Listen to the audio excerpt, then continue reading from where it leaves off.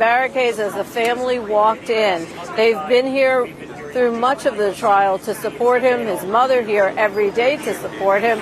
She wrote a letter to the judge asking for leniency, saying she knows her son is not perfect, but he deserves to be let out to spend what time she has left as an 84-year-old with her and with the rest of his family, his children. Several of his children also wrote letters to the judge, and Sean Diddy Combs wrote a letter to the judge saying that he's sorry for what he did. He knows just saying sorry is not enough, but he says he's a reformed man.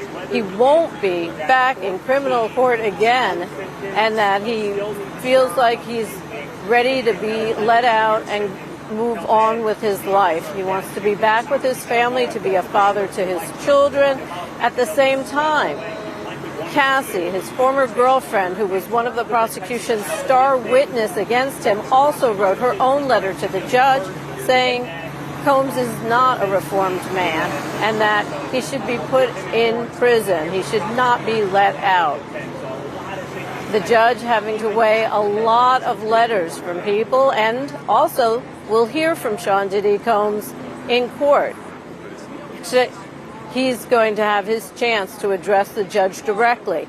The defense will also have a chance to address the judge, as will the prosecution. And then Combs made a video. It's an 11-minute video.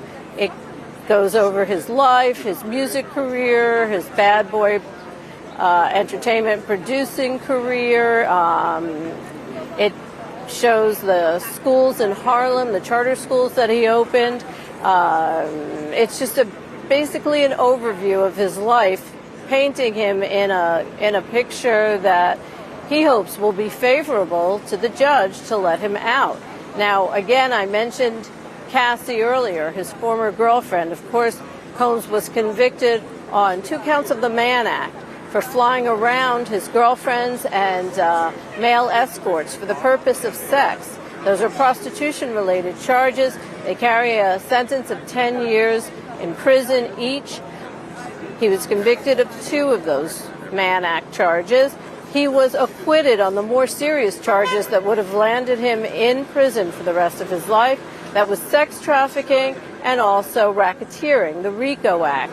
Now, the jury acquitted him of those 2 more serious charges. Now, again, he's expected to address the judge and address the courtroom where his family is now there.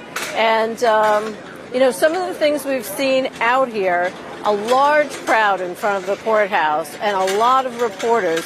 In fact, people started getting in line for the court Wednesday, sleeping on the street overnight. Those were mainly line sitters, people who wanted to hold the space and sell it for someone else who wanted to actually be in court. Cameras are not allowed in court, so we won't be able to see Sean Diddy Combs, but there will be sketches of him. He's a very different man than what we are used to. He's completely gray. His hair gray, his beard gray, his goatee gray. Hair dye not allowed in court.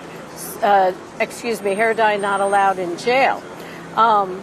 One thing he has told the judge in his letter is that he is a reformed man. He is a changed man. He talked about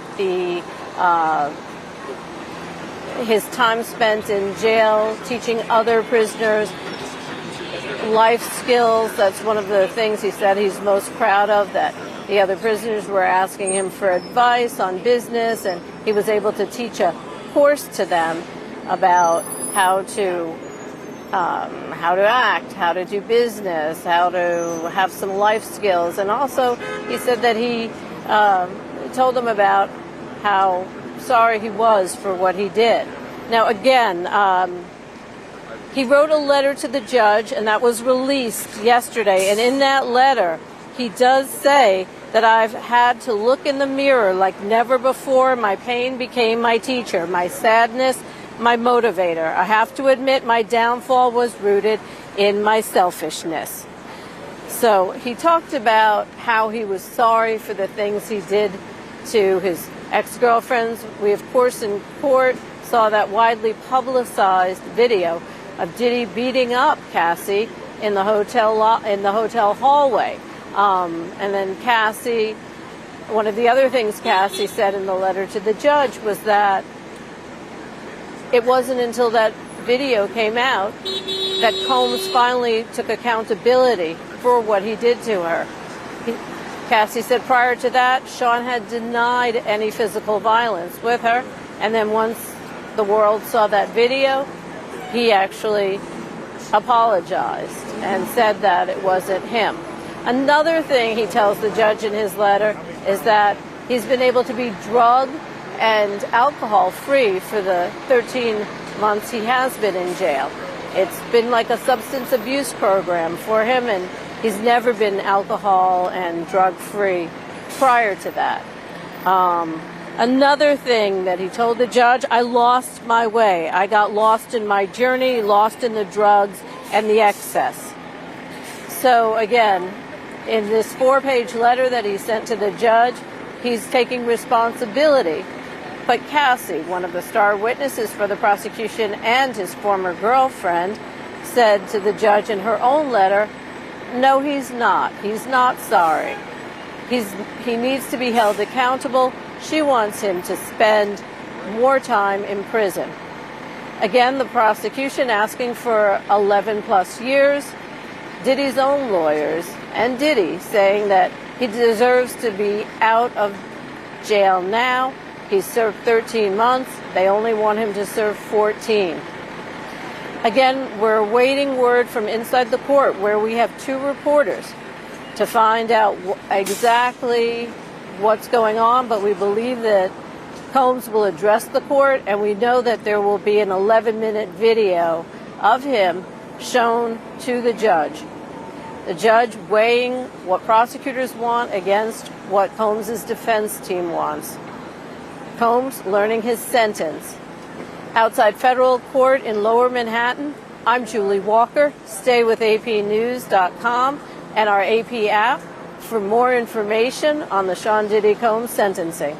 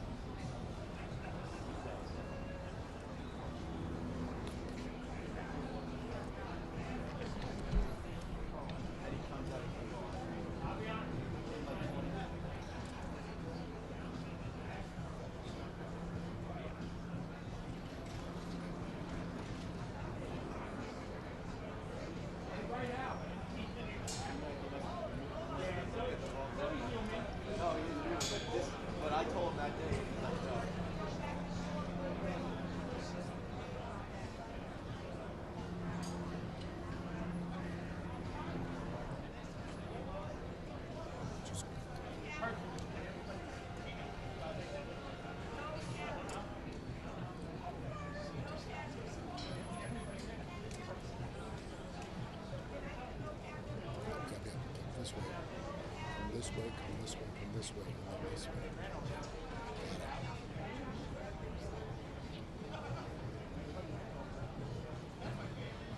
This way, come this way, come this way, around this way. Okay, got it.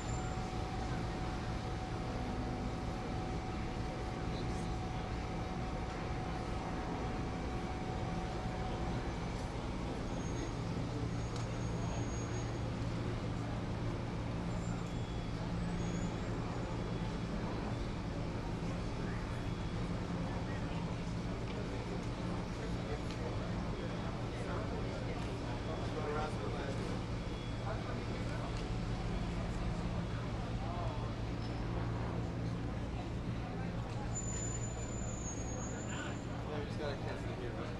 Oh, okay. You gotta go back out.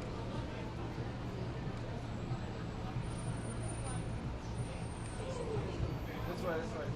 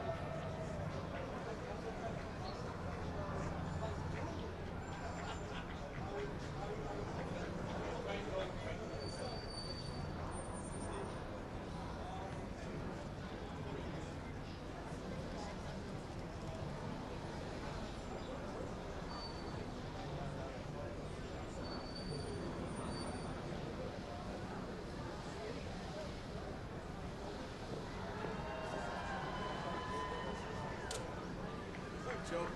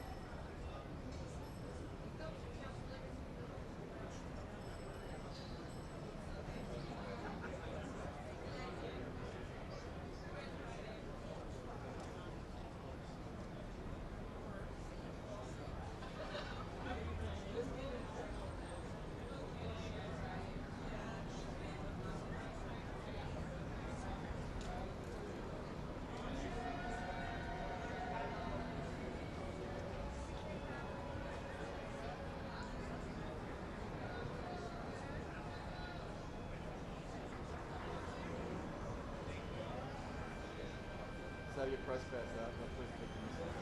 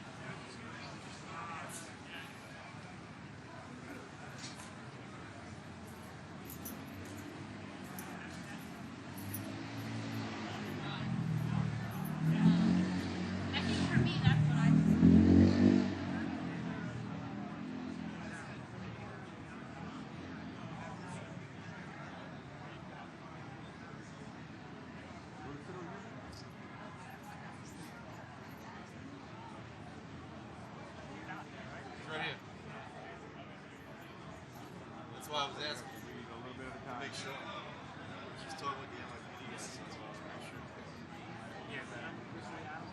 Yeah, I know who he is. He hasn't been around today? I was here.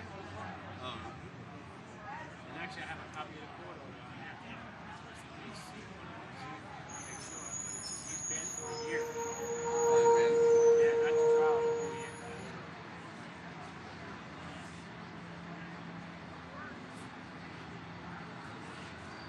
Yeah, I know. Yeah.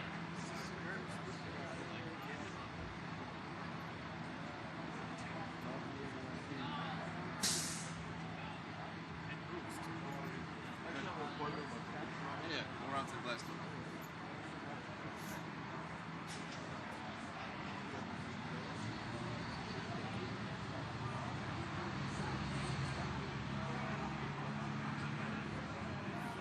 I don't know.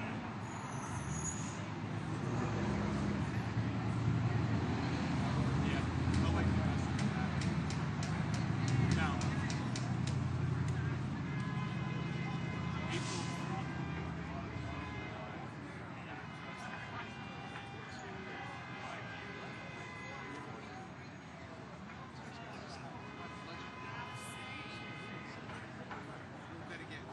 Exactly.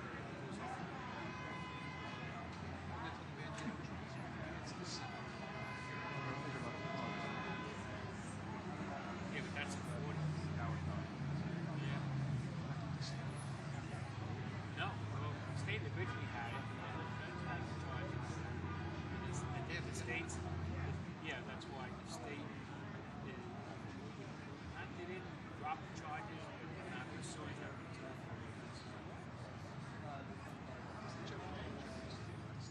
yeah, he was. Yeah, but you only wear our tires.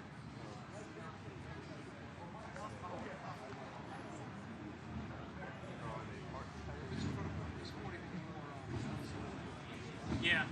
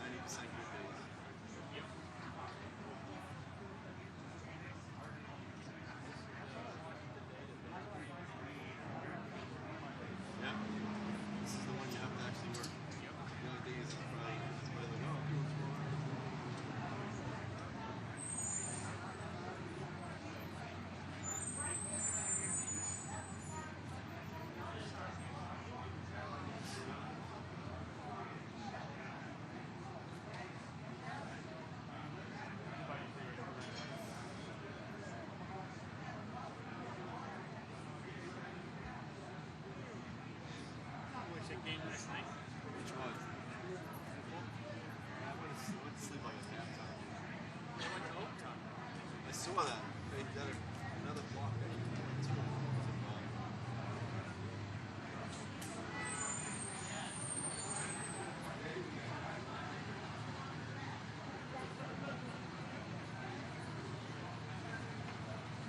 I woke up and saw the front of the baseball game.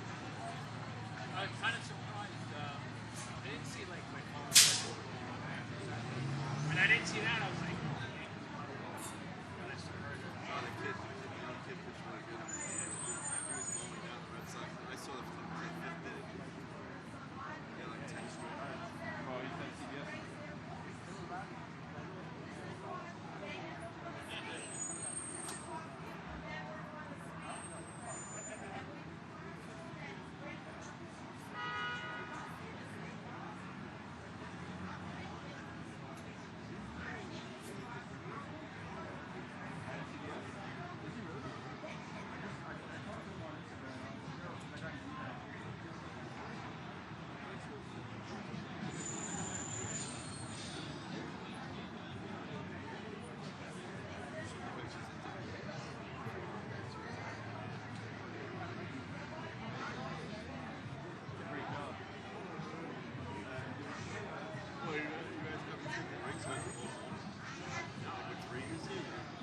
No. We didn't really organize it.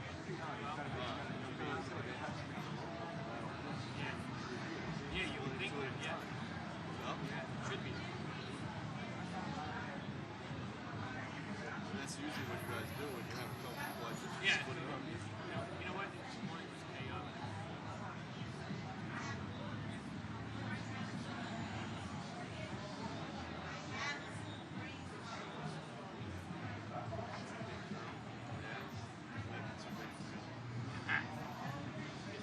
I would try, but I'll give it my best try. Probably get beat up.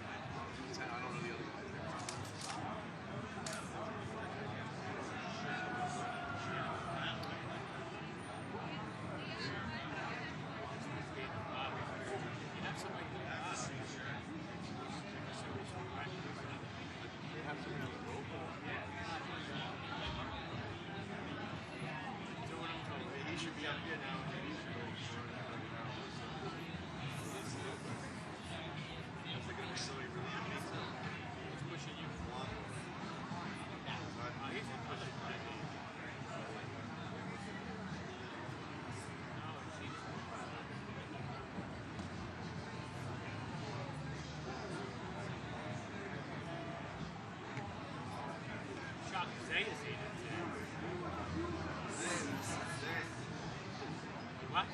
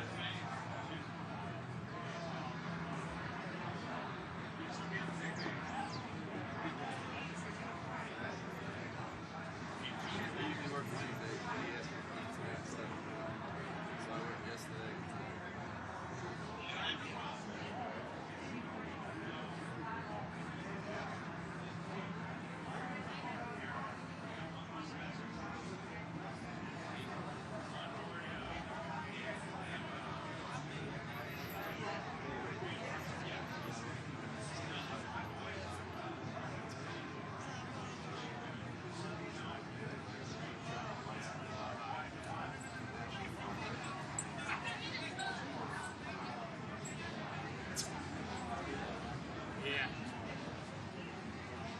Listen, you wouldn't even have to give me that much to put something in. Yeah, right. We can negotiate. Yeah. Why him? Right. What has he got to offer?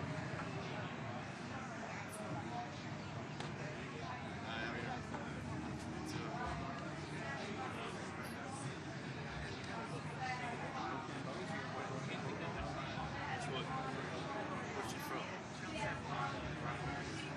Oh, Emily Ritchie. she just came out a couple months ago. Yeah, she comes in and out all the while. Stays in all the while.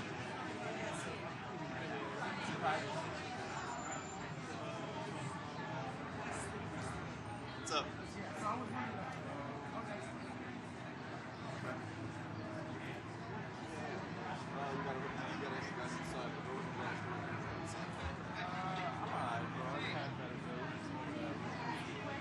Nope, no questions today.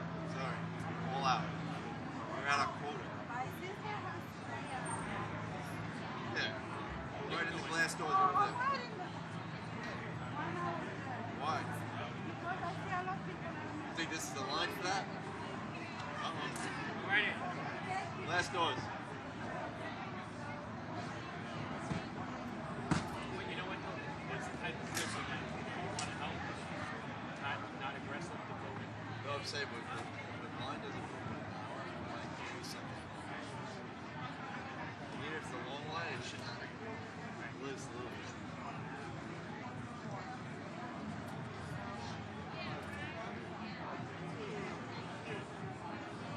The whole family came in today? Kids came in? So, Pat, give him a song. I don't believe so, no. I believe they know what, what have to do with like Diddy, I mean not Diddy, Biggie. Right, Biggie and Roland, who did to me. I think they have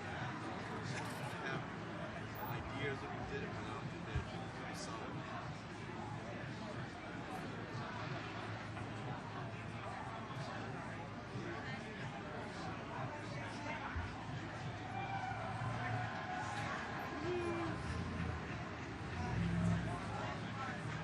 My son next week.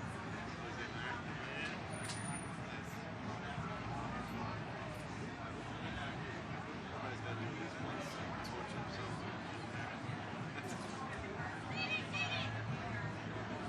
Diddy. I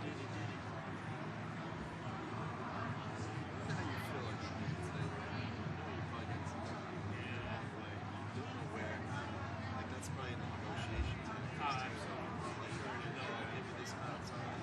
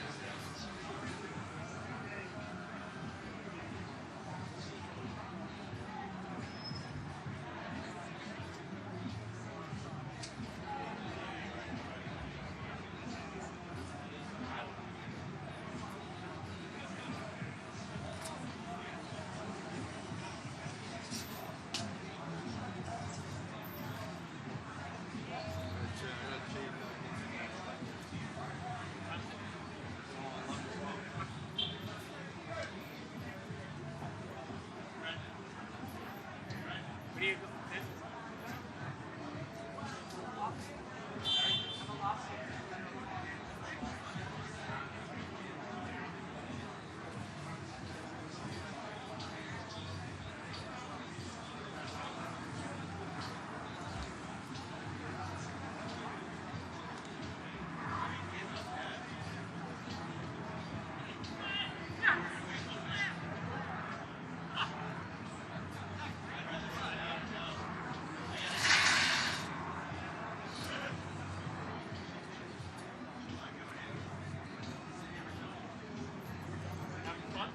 Yeah, tons of it. I don't understand why that dude's trusting us.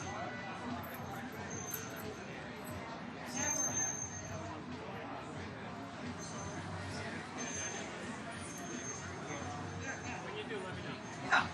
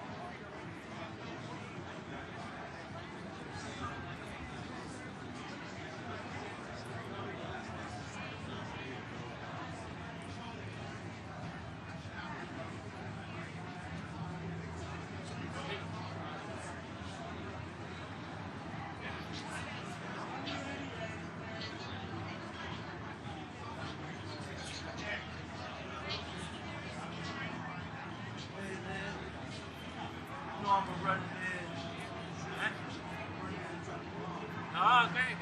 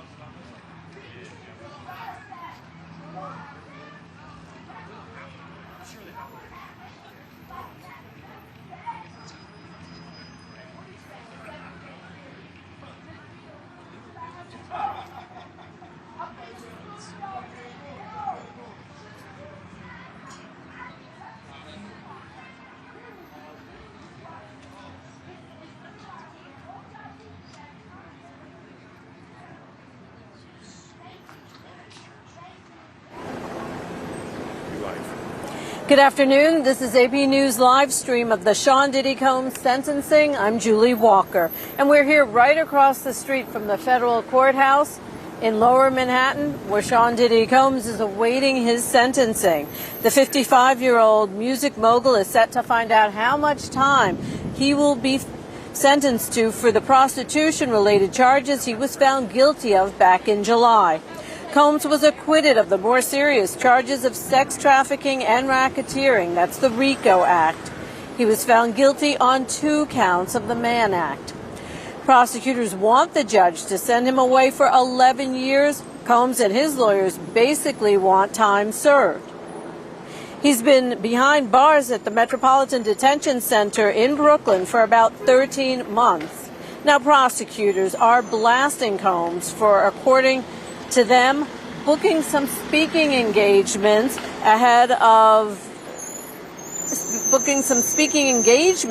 in Miami next week, apparently assuming he'd be free to do it, saying that is the height of hubris. The prosecution's recommended 11-year, 3-month sentence reflects the conduct appropriately consistent with other similarly situated defendants and fully respects the jury's verdict. That is what the prosecution is saying. Now, Combs was not, as I said, Combs was convicted of the Mann Act, but he was not convicted of sex trafficking and of racketeering, which he was charged with. Those are the 2 charges that would have carried the maximum sentence of life in prison. As it is, the Mann Act, which is a prostitution-related charge, carries a 10-year sentence in prison. Again, prosecutors want him to be there for 11 years. His lawyers want him out seemingly immediately. He's served 13 months so far. Now, Combs is set to address the court. In a letter to the judge yesterday, he said that he's a changed man. He's a reformed man.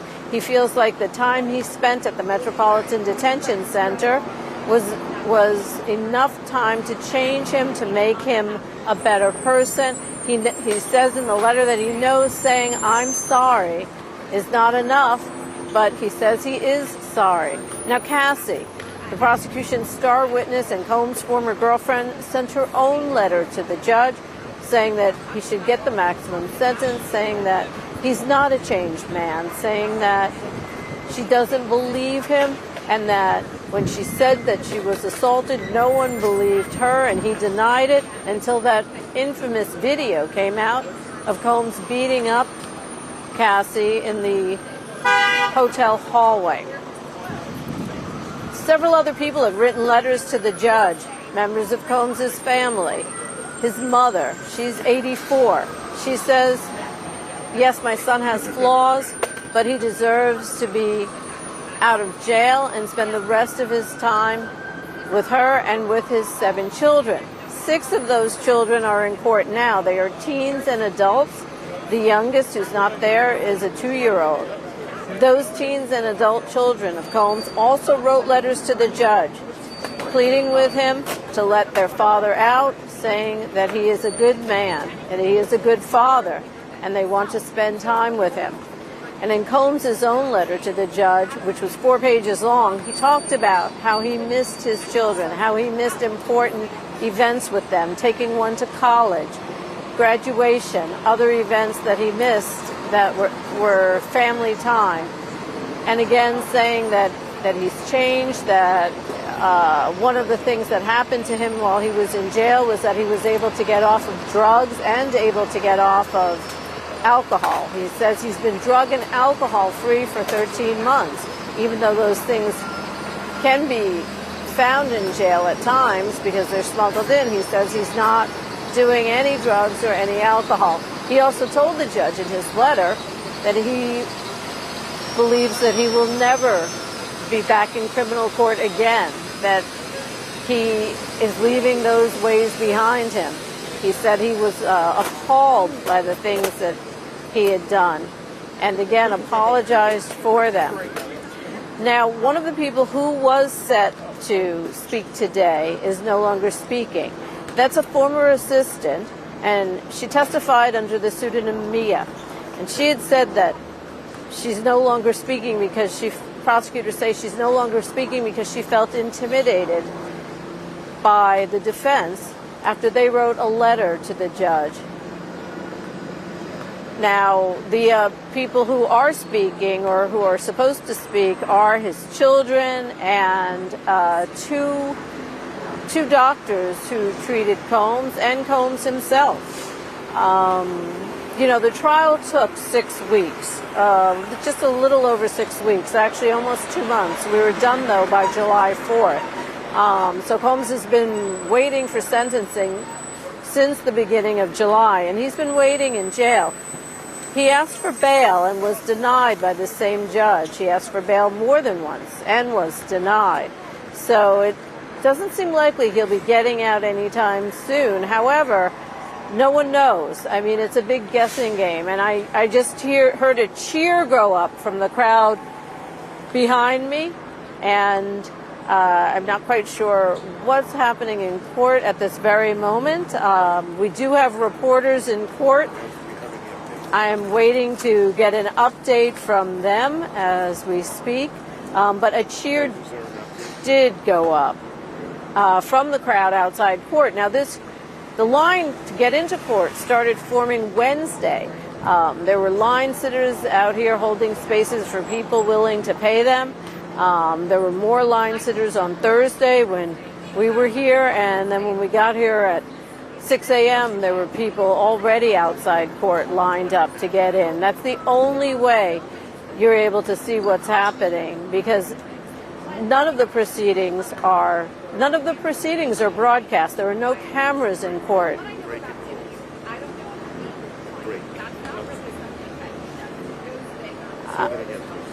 And I think I'm hearing that there's a 5-minute break in court, and maybe that's why people were cheering. I'm not 100% sure. We did hear that cheer go up from outside court. Now, during the trial, I was here, and there was always a crowd outside court. There were always people cheering for something. So it's still not 100% sure, because the judge has a lot to go through and to get through before he's even sentenced. I want you to take a look at the media. There's a huge lineup of media here in front of the court. And this case has drawn national, if not international, attention, because Sean Diddy Combs is a music mogul. He ran Bad Boy, the music company. He produced people like Biggie, Smalls. He's very well known, and some of his rap actually changed the way the rap industry focused. I mean, one of the things that Combs did was make an 11-minute video that's going to be shown in court, and in that video they talk about how he elevated rap music to be an aspirational way of life. Also in that video that the Combs team made, you see him with his family, you see him with his children, you see him out in the community, you see him at the charter schools he created in Harlem, you see him, going around the country, visiting people, uplifting people. But again, that's just one side, the side that Combs wants the judge to see and to take into account when he's being sentenced. Then there's the other side of Combs, the side we see in the video that was leaked of him beating up Cassie in the L.A. hotel room, in the L.A. hotel hallway. And Cassie reminded the judge in her letter that she doesn't think Combs has changed. She doesn't think he's reformed. She doesn't think he's sorry, and that he deserves the maximum sentence. I'm Julie Walker. You're watching the AP News live stream of the Sean Diddy Combs sentencing. For more, go to our website, apnews.com, or go to our AP News app.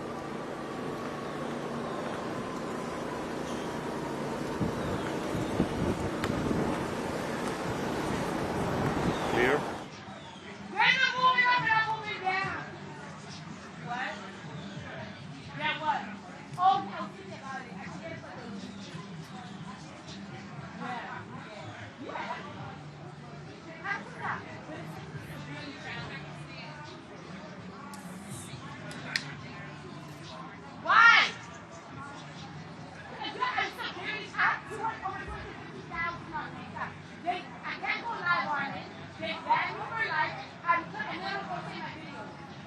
I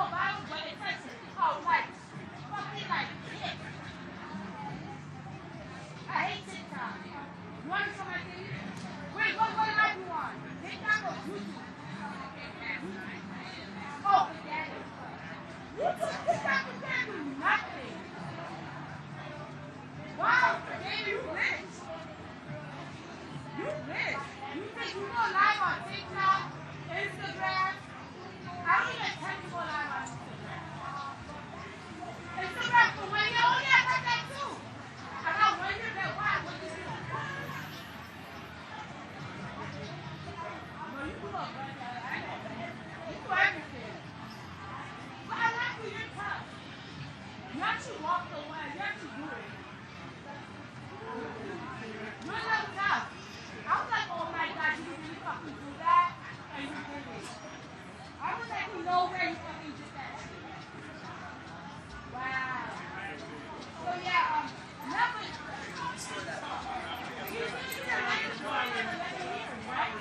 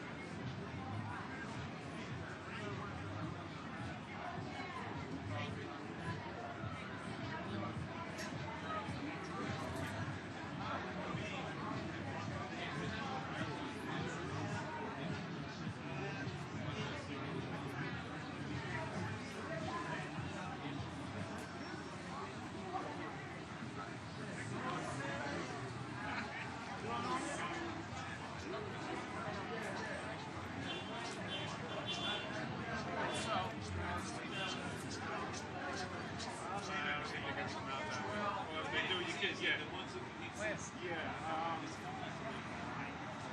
figured out that. Congratulations, too.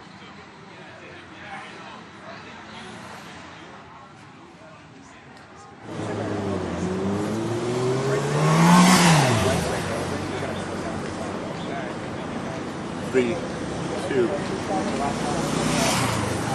Good afternoon, and welcome to the AP News live stream of the Sean Diddy Combs sentencing. Behind me in the federal courthouse, Diddy is waiting to find out if he'll go to prison or if he'll be set free. And joining me now is Sarah Krisoff. She's a former federal prosecutor and she's an attorney with Cozen O'Connor. So she knows a lot about what goes on in federal court. Tell us a little bit about these sentencing guidelines. Diddy was found guilty of 2 counts of the Mann Act, which is a prostitution-related charge for flying around his girlfriends and male escorts for the purpose of sex. But he was acquitted of the 2 charges that would have kept him in prison for a long time, if not forever. And he was acquitted on racketeering and on sex trafficking. But what about the Mann Act, the prostitution-related charge? What is the judge looking at when it comes to sentencing? The first thing the judge had to do here was figure out what the guidelines are. There was a real dispute between the defense and the government about what the applicable guidelines range was.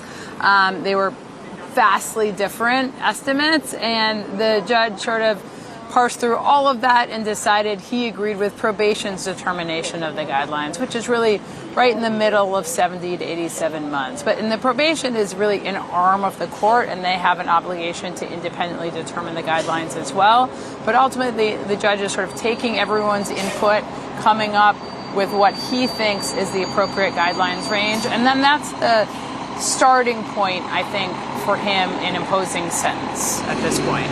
Now, prosecutors wanted 11 years. Is there any chance that he'll get 11, or do we just not know until the judge makes a determination? Listen, nobody knows what the judge is going to do until sort of the last moments of this, when the judge asks Mr. Combs to stand up and he imposes sentencing. And frankly, the judge may not even know what he wants to do. He's going to have a really good idea, but he certainly could be swayed one way or the other by the arguments he's hearing and will continue to hear for the next few hours. Now, let's talk about those arguments. I mean, this is the chance for Mr. Combs to get up in court and to talk to the judge, to speak to the judge. And we're also told that his family will get a chance to speak, and they're going to show a video. Actually, Combs' team is showing a video, and it's an 11-minute video. I saw it. It shows him in a totally different light. It shows him as a family man, as a community man. Is this something that's usual, or is this unusual to do an entire video? Listen, the defendant always, by statute, has a right to speak at sentencing, and if the court did not allow him to speak, it would be a big problem. Eventually, the sentencing would have to be redone. So we certainly expect to hear from him at the end of this. Sometime, the defendant usually gets the last word, sort of in the order of things, that goes last. But in this case, we've already heard from the defendant in a few different ways. We have, a letter from him. We have this video. The judge has made it very clear that he is concerned that Combs is not repentant at all, or is not really accepted responsibility for his actions. And that's going to sort of play into what the judge does at the end of the day. So I'm curious to hear, when Combs actually stands up and speaks live, does he take on a little bit more responsibility or not? That's been an issue that's come up. Some of the letters to the judge from those who testified, like Diddy's ex-girlfriend Cassie, has said that she doesn't believe that he does feel remorseful, and she doesn't believe that he is a changed man. I mean, how much weight will the judge assign to those letters from people who say that he should not be let out and he should spend time in prison? Yeah, I mean, the judge definitely seems to be concerned about that. He's raised it a few times during the course of the sentencing already. And it's very hard line for the defense team to walk, because on one hand, they want to preserve their appeal and they don't want to admit to any conduct, and they're trying legally to avoid admitting responsibility. On the other hand, they want to present a defendant who's contrite, who has remorse, to the judge in order to get some empathy from the judge. So it's really hard to balance those two things. Now, you bring up the idea of an appeal. Is that something, I mean, his lawyers have tried to overturn the verdict. Is that an appeal something that is also going to be happening later on? Yeah, I am confident they will be bringing in an appeal no matter what happens in connection with the sentencing. It may just be an appeal of the conviction, or it may be an appeal of both the conviction and the sentencing, depending what the judge does during the course of today. This is the same judge who would not let Combs out on bail. He tried to offer bail, lots of money, and the judge said, no, you're not going anywhere. You're sitting in jail. And he's been at the Metropolitan Detention Center in Brooklyn for the past roughly 13 months. Yeah, I mean, one of the problems for Mr. Combs is sentencing after trial, after all of these bail hearings, is that the judge has heard so much information about Combs, even much more information than the jury heard, right? And so the judge has to try to put that all aside and really decide the sentence on a narrower category of information. But it's hard to do that, right? It's hard to unhear what he's already heard. And some of the things he did hear were, I mean, it was quite a sordid trial, and it was, there were things that, you could see. I was in court at times, and the jury was, eyes wide open type of situation there. Were you surprised at all with the verdict? I mean, I thought the defense had done a very good job of this from the beginning, right? They had a narrative. They said essentially, our client did bad things. He just didn't do these bad things, right? These are essentially state crimes. They don't fit into this federal framework. Jury, your verdict should reflect that. They had a narrative. They started with a narrative. They ended with a narrative. They did a really good job with all of their cross-examinations, their addresses to the jury. So, it wasn't. To me, it wasn't a surprise that the jury ended up with this sort of compromise verdict that they did. Okay. Any other interesting observations as a former federal prosecutor? Because so you've been in the role of, we know Maureen Comey was the main force behind this, and she's been fired by Trump, so she's not here in court on this case today, but there are other federal prosecutors there. What's it like for a federal prosecutor to be there, to be pleading their case with the judge? Yeah, listen, they had a big team on this case. They had a remarkable number of prosecutors. I was sort of stunned when I saw how many were filing in connection with the case. So they have a big team to pick up the work that Ms. Comey was doing. This is high pressure for those prosecutors because they had, I think, from their viewpoint, was very much a loss at the trial. They didn't get what they wanted in connection with the trial, and I think now, they want to win here, so they are putting everything forward to try to get that win. All right, well, Sarah, thank you so much for joining us. Sarah Kristoff, a former federal prosecutor and an attorney with Cozen O'Connor. That's it. Okay. I'm Julie Walker, and we're here at the federal courthouse in Lower Manhattan for the Sean Diddy Combs sentencing. As we said earlier, prosecutors want him to spend 11 years behind bars. The defense wants him out. He has a speaking engagement planned for next week in Miami. So we'll see how this all plays out. Stay with apnews.com and AP News on our app for lots more information about the Sean Diddy Combs sentencing.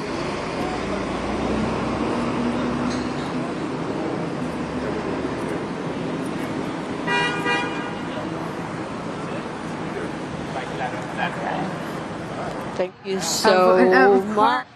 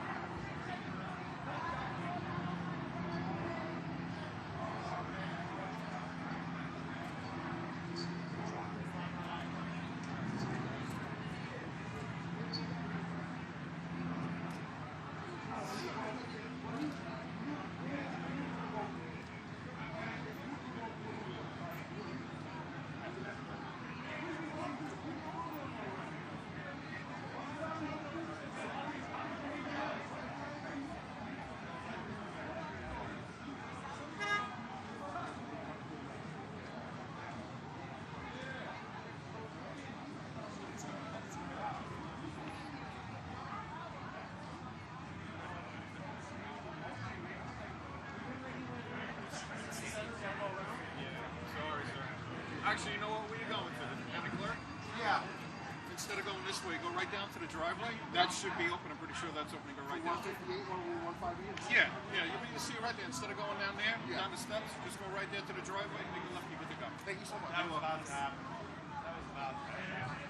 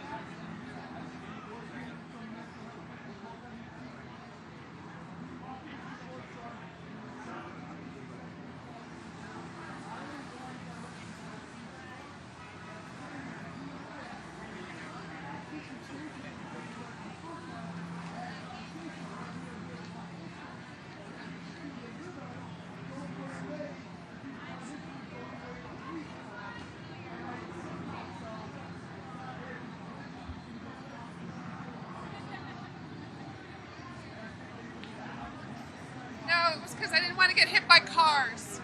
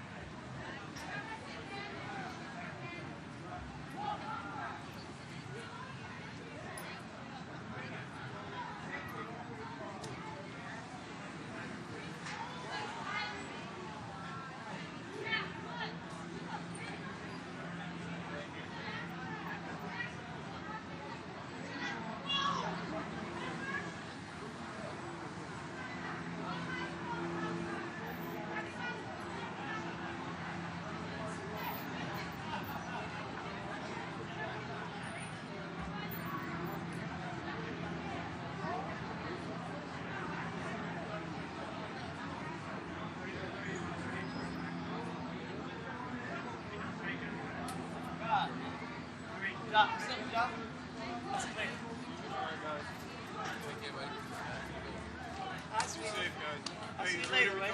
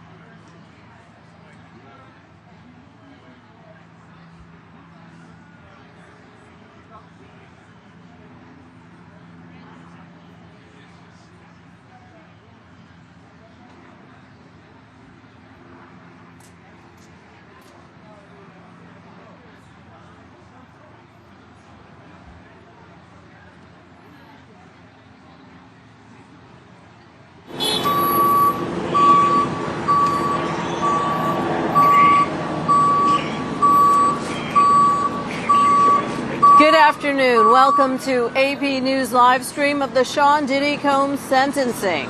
We've been here all morning. Combs is inside the courtroom. He's waiting to find out his fate. And with me now is Sarah Krisoff. She's a former federal prosecutor, and she is also a defense attorney at Cozen O'Connor. Now, the judge was allowing Combs' family members to speak, and we're just told that his children crowded around and told the judge that they want their father to get out of jail, that he served enough time, that they miss him. One of his daughters cried when she talked about already losing her mother, and now it feels like she could be losing her father. He's been in jail for 13 months. And so, Sarah, is this unusual to hear from so many people in Combs' life who are telling the judge that they want him to just serve get out and have time served? Yeah, it is unusual to hear from these people live in this courthouse behind us. So all of these character witnesses, provided letters for Mr. Combs. All of that was submitted in connection with his sentencing package. But the judges in this courthouse usually don't allow such people to speak live, to stand up during the sentencing proceeding itself and really beg for mercy on behalf of their family members, their loved ones, and friends. But the judge is allowing that. It is certainly adding, a humanizing element to this whole proceeding. And let me read what one of the children said. "My father is my superhero. Seeing him broken down and stripped of everything is something I will never forget." That's what Combs' son, Justin Combs, said. Now, something else going on in the courtroom is a video that Combs made. It's an 11-minute video that shows his life, shows all the things he's done, shows him with his family, shows his community work. How unusual is it that that Combs is being able to show this video in court? Yeah, I mean, that is a tactic that defendants are using, particularly defendants who have the resources to get those videos made, because it's expensive to do that, right? But it is another way to humanize the defendant to the judge. It's a way to sort of present information in a really compelling way. It goes beyond what you can see on a piece of paper. It's just, to have, pictures and videos to show the real person behind Mr. Combs, the whole person to the judge, is really important. And it's something that we're seeing much more frequently lately. Some of the people who testified against Combs are not in court, and they won't be speaking. However, they did send letters to the judge. Cassie, Combs' former girlfriend, she was one of the prosecution's star witnesses. She did send a letter to the court saying that she doesn't believe he's a changed man. She doesn't believe he's sorry and that he should get the maximum. Now, what is the judge deciding when he's going to, in terms of sentencing Combs? Is he deciding between time already served and the maximum, or because prosecutors did ask for 11 years? Yeah, I think the starting point and the place, frankly, the judge is probably going to end up are the sentencing guideline as the judge has determined them. So the judge essentially adopted the probation's determination of what the sentencing guidelines are, the 70 to 87 months range. The judge has already said, he signaled to everyone in the courtroom, this is where I think the sentence should be. I'm having a hard time seeing why I should deviate outside of the sentencing guidelines. And I suspect that is where he is going to end up at the end of the day, unless he hears something that really moves him one or the other, something new that he hasn't heard already. How long do we suspect this will take? They're going to break for lunch soon. They're just seeing the video now. Combs' children have already addressed the judge and the court.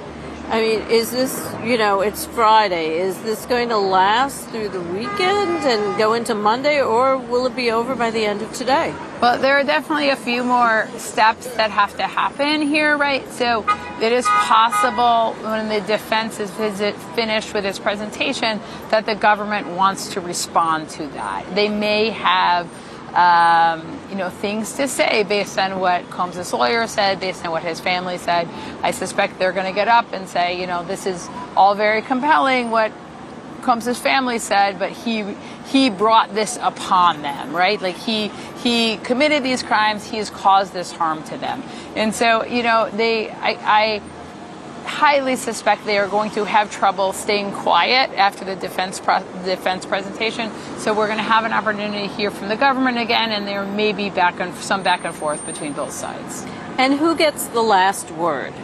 So really, the last thing that's going to happen before the judge sort of likely takes a break and imposes sentencing, or imposes the sentence, or he may just roll right into the sentence, is Combs himself. So by statute, the court has to give Combs an opportunity to speak. He's going to give him as much time as he wants. I don't know how long Combs is going to speak for, but there are circumstances where that can go on for some time, and then that's sort of one of the last things that happens before the actual imposition of the sentence.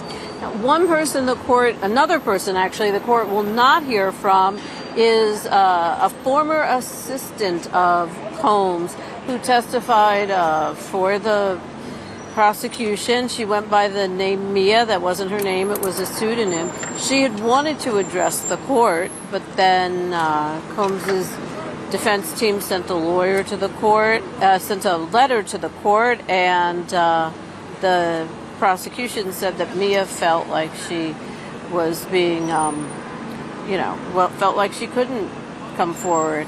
Yeah, I mean, there was a very strongly worded letter from the defense team to say it was inappropriate for Mia to speak. And so they had really two arguments. One is that she had already testified. She'd already talked at trial. She had her opportunity to speak. And two, that the jury had acquitted on those counts that related to Mia's testimony. So she was not a victim, a statutory victim under the law for the counts of conviction for which Combs was being sentenced. That was their argument. It was worded quite aggressively, which the judge sort of chided the defense team for that today, but ultimately Mia decided she did not want to speak. I think the judge very much would have let her if she had decided she wanted to, but she made that determination on her own. So any other observations or thoughts? I mean, you are a former federal prosecutor, so you've been in this position, you've been in this courthouse before. Now you're on the other side, you're a defense attorney. Any other final thoughts on this? Yeah, I mean, both sides are really doing everything they can to win or have a success here. They have the defense team has spared no expense or time in sort of putting together all the materials in connection with sentencing. The government is also sort of putting all of their resources to this. Ultimately, it rests in the hands of the judge. I mean, this is one of the hardest things for judges to do. You'll hear that if you talk to any federal judge, they will say sentencings are always the hardest. But the judge has a lot of information now from which he can make his decision. Well, the judge has a lot of information. That is so true. The judge has a lot. Again, the prosecution wants 11 years and 3 months. The defense basically wants time served. Combs already has a speaking engagement coming up that he's booked in Miami on the 6th of October, I believe it is. So they expect that he'll be getting out, but we'll only know once the judge makes a decision and makes that decision public. You're watching AP News live stream of the Sean Diddy Combs sentencing. You can find out more on apnews.com or on our AP News app. And if you like coverage like this, if you like our journalism and our coverage, we have reporters on the ground all over the world. We have reporters in court now. If you like this, please consider donating. apnews.com, donate.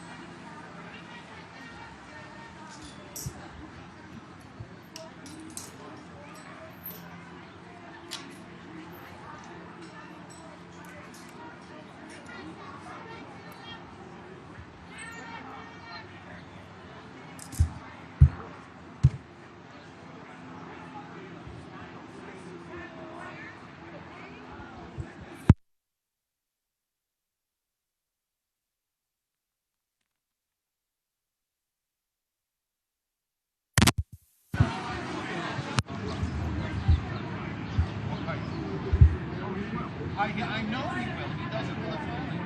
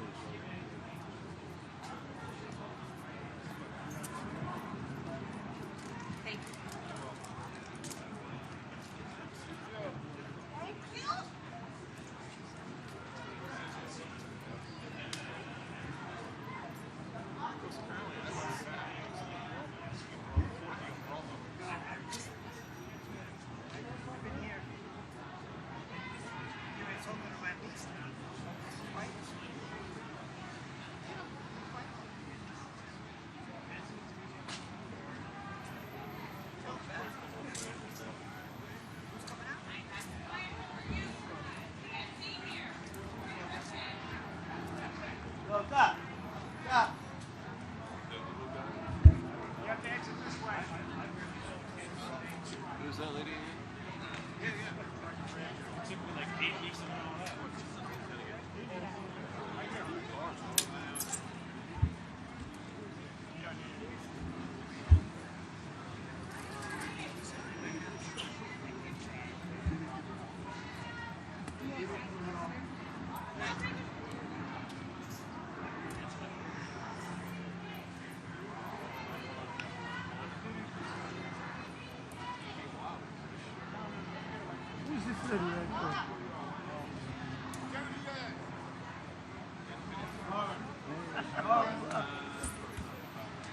I don't know who these people.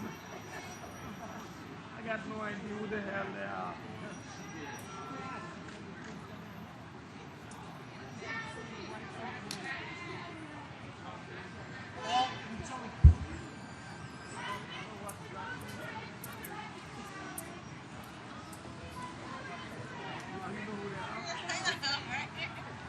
Just for you.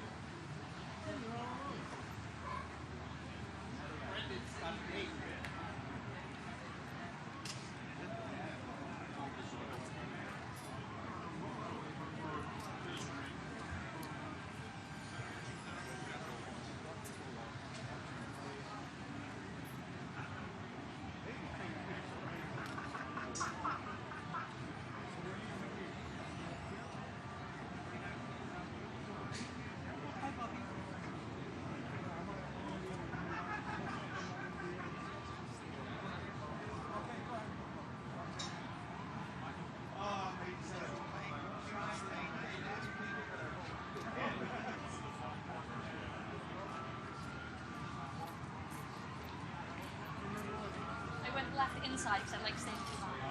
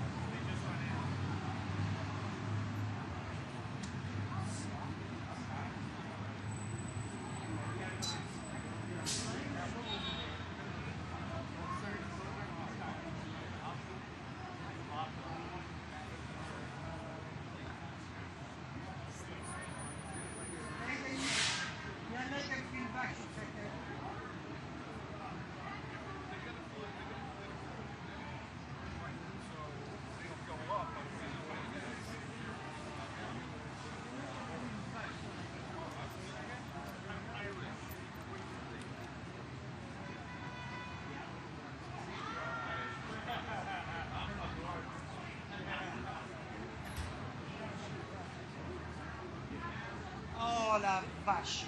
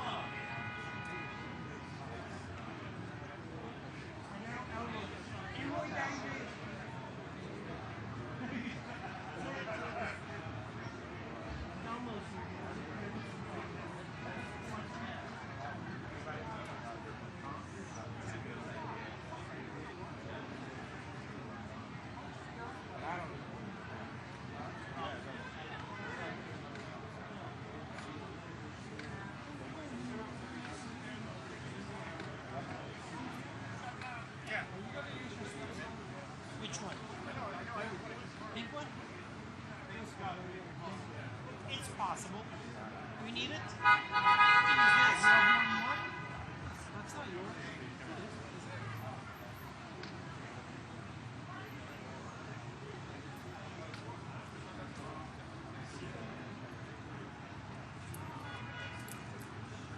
I wonder if that gives it away. What? Give it away, give it away.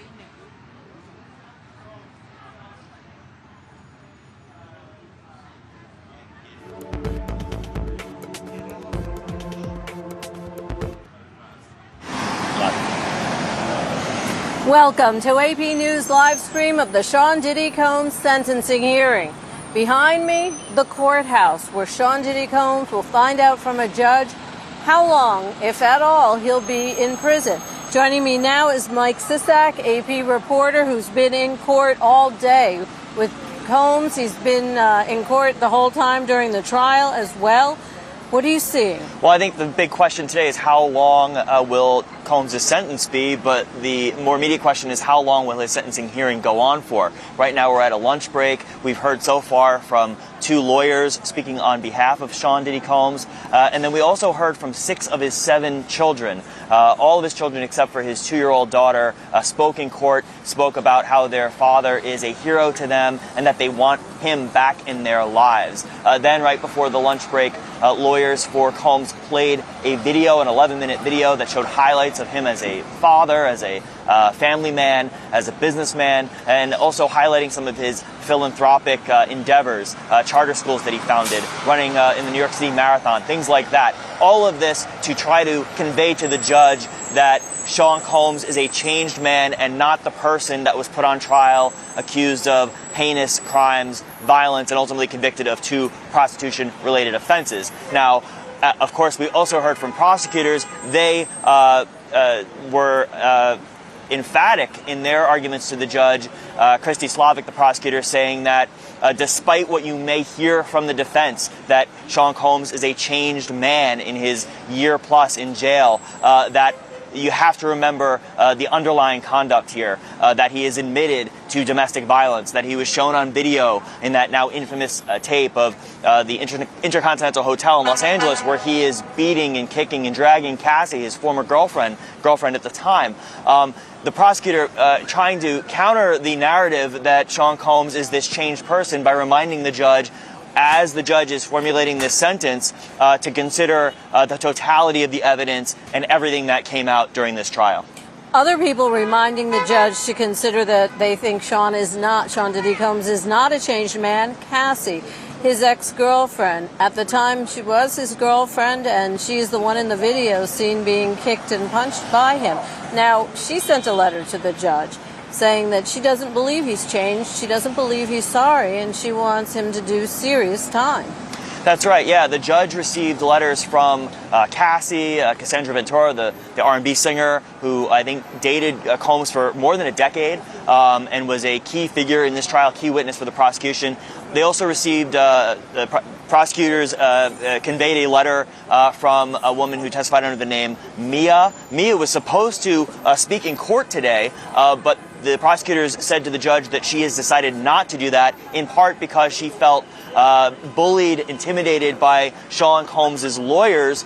They wrote a letter during the week objecting to her appearance, at this sentencing hearing, and they accused her of lying. They said she came in here, used a pseudonym, put on a fake voice, put on a fake posture, and they contend that everything she testified about, and she made some grave allegations about sexual violence, sexual abuse, they say she was lying. So the prosecutors say they will not be bringing in any witnesses, any victims to speak in court, but that they will convey those messages through the letters that have been received and ultimately their arguments. On the flip side, we've already heard from 2 lawyers for Combs, 6 of his 7 children, 3 more lawyers are going to speak in the afternoon, and then Sean Combs himself will address the court.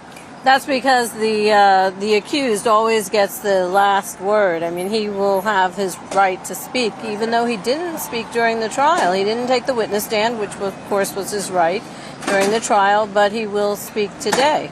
That's right. A lot of rights here at play, a lot of constitutional rights that protect all defendants, and Sean Combs exercising those. At trial, he elected not to testify on his own behalf.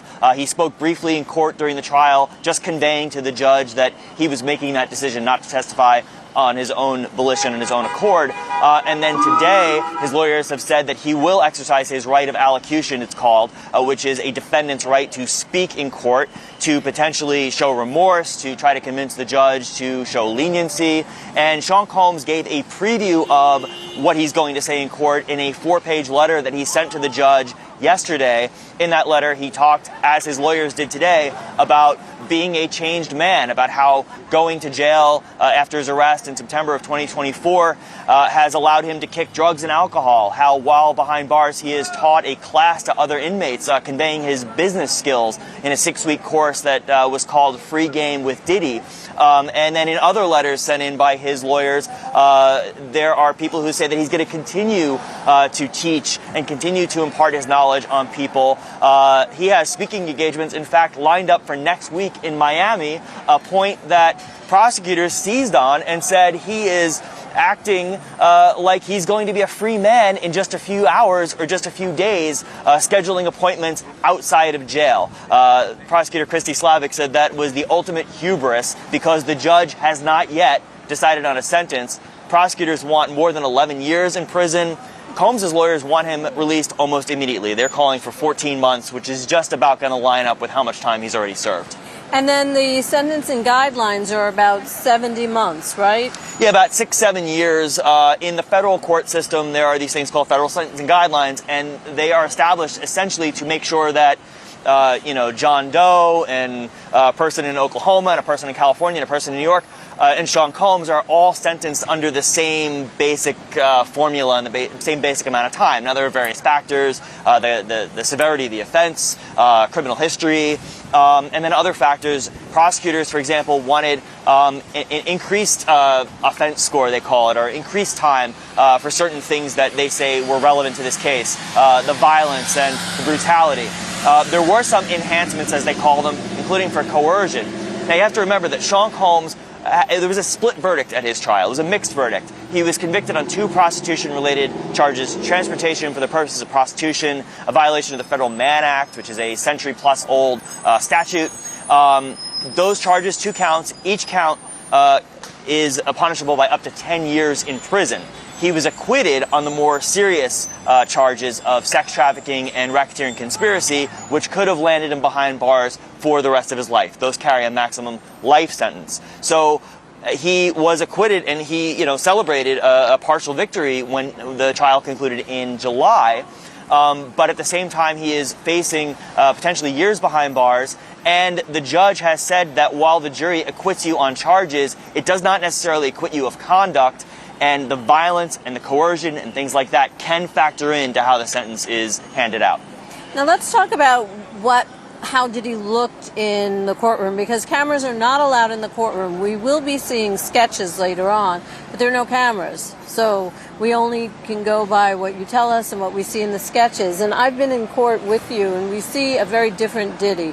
He's got the gray hair, he's got the gray beard, the goatee is gray. What did he look like today? I'm told he was wearing his own clothes today. That's right, yeah. Sean Combs looked very similar to how he did at his trial. His trial started in May, ended in July. He's in a federal lockup, so he does not have access to hair dye. So we remember Sean Combs as having this jet black hair. he doesn't have that anymore. It's more salt and pepper, gray, white in spots. He was allowed to wear, normal clothes, quote unquote, non-jail attire. He's wearing a light-colored sweater over a button-down shirt with dark pants.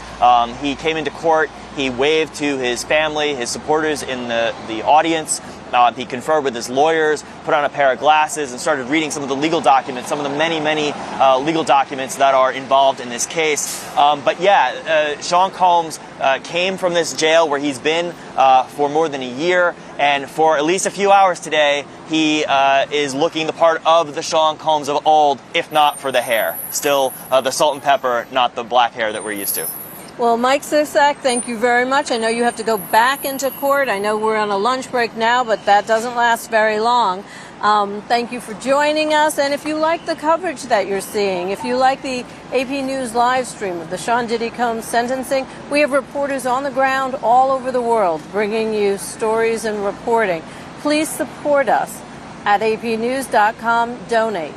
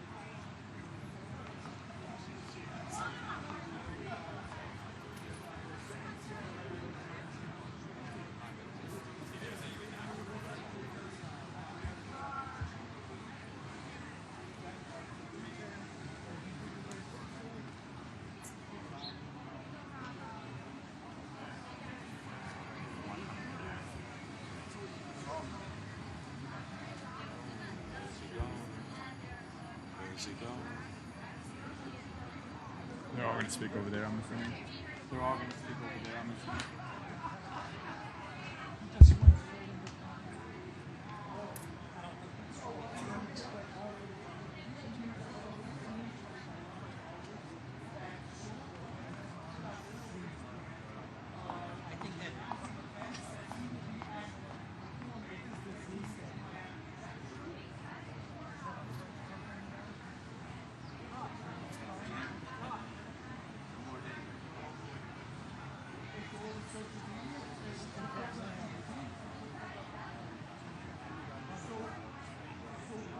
Money counter just ticking off my brain. Taxi meter. I have a taxi meter in my head. Just counting off the money I'm making.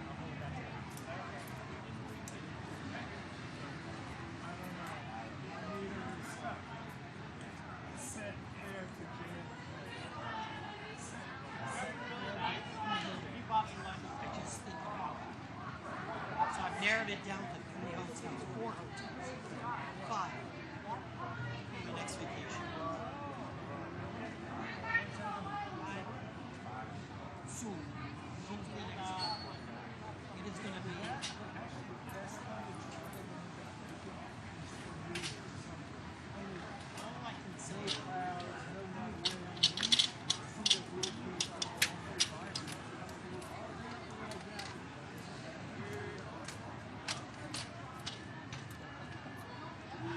Got it narrowed down.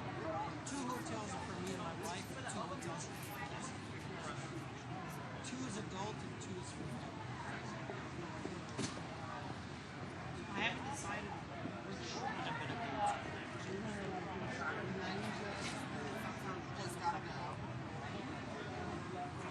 Tanisha will have help. You can get that here.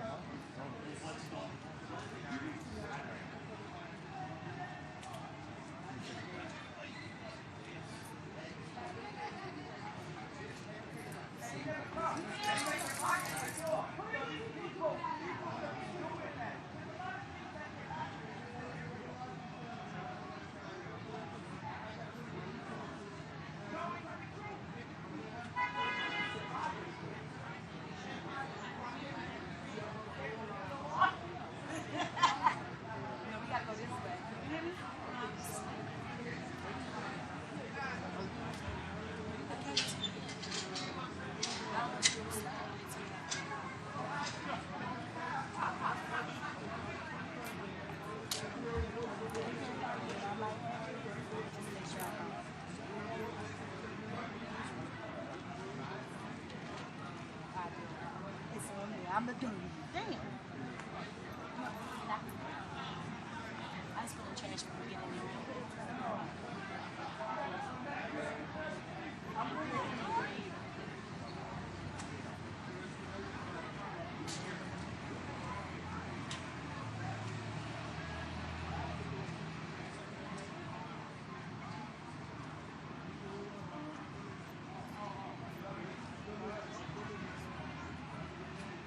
Woo!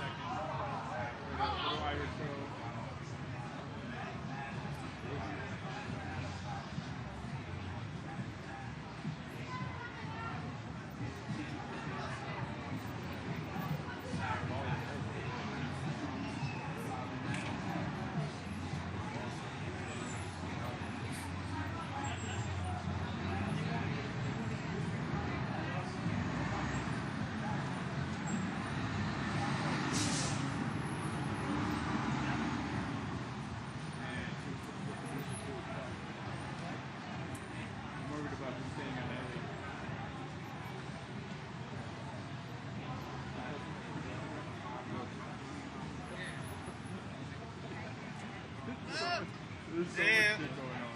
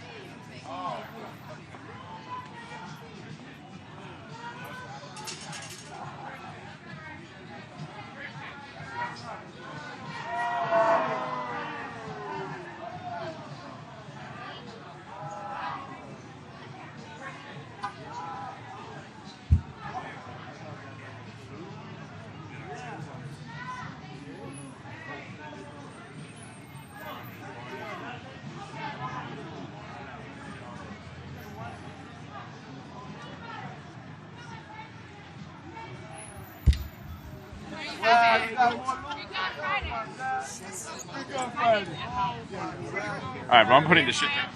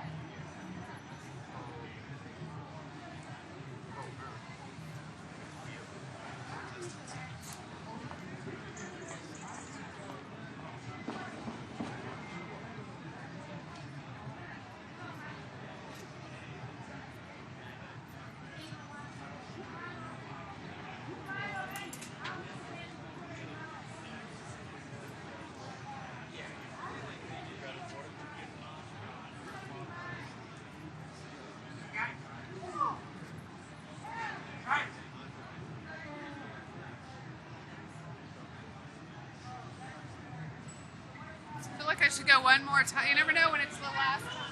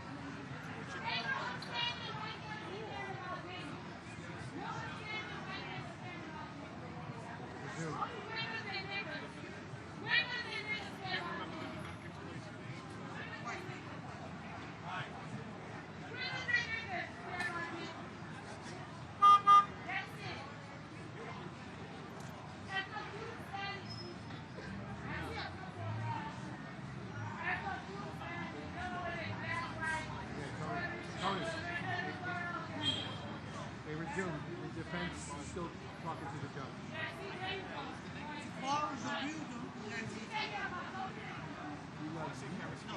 Aujourd'hui, ça finit ou lundi?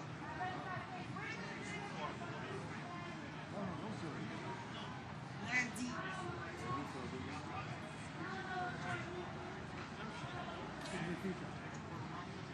I think it's going to be Monday. Anglais. I think it's going to be Monday. No. I think so. Yeah, within the next hour. Judge is made up his mind. Oh, Monday. No.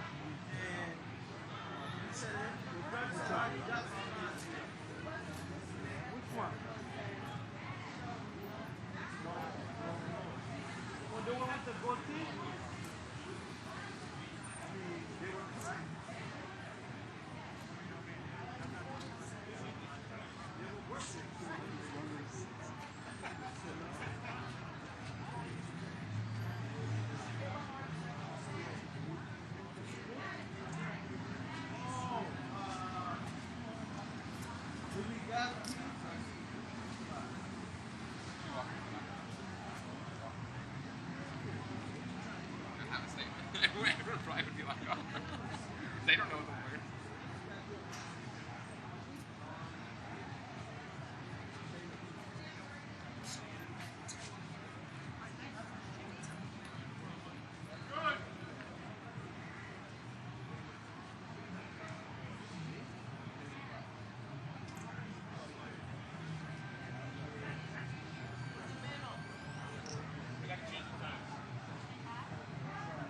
I gotta change the time on the original.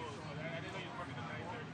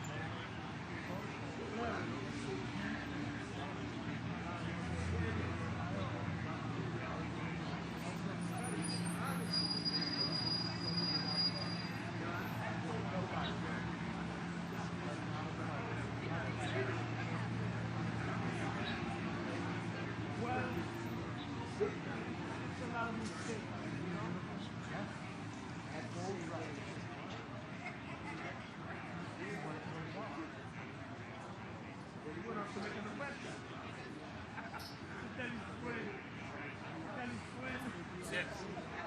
Sit. But how you get sick and you be on a detail like that? I was in Washington. I said I after that. You know when my father passed away? I was there. I saw a lot of everyone. I was shocked. No. I was shocked. I woke up to them. I said, "What is that?"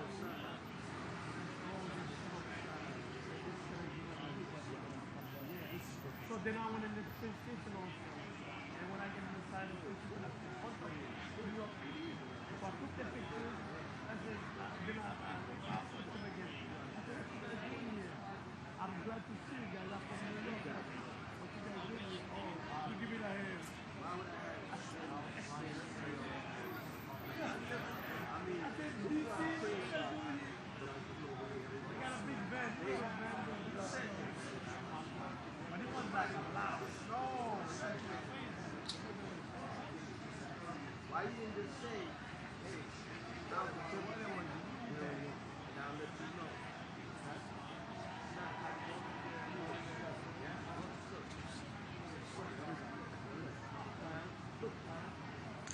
Don't come after me.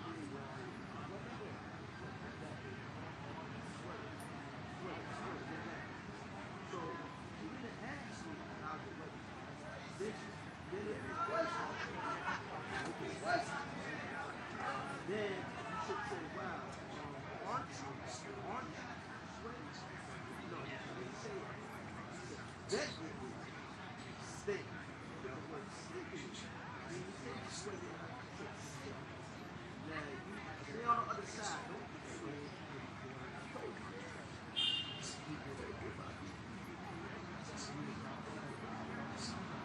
Then you send them over here. Stay over there. I hope you get some money from there. Hold that in. Hold it. Hold it. You should have seen my check. Somebody that will go see me back.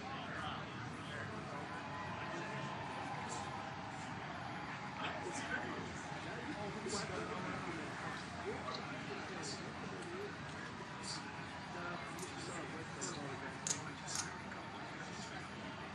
Niggas are just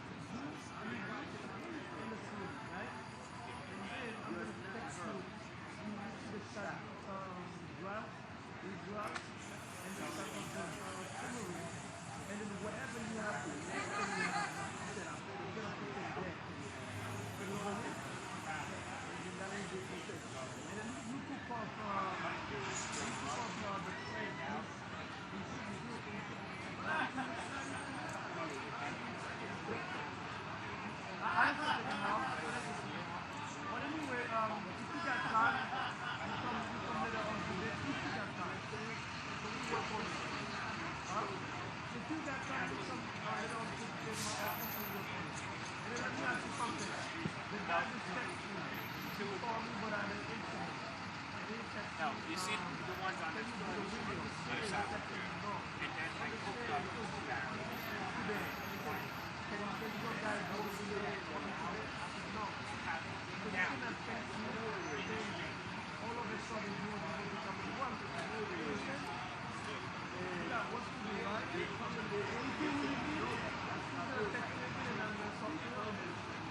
Well, they must have moved it out.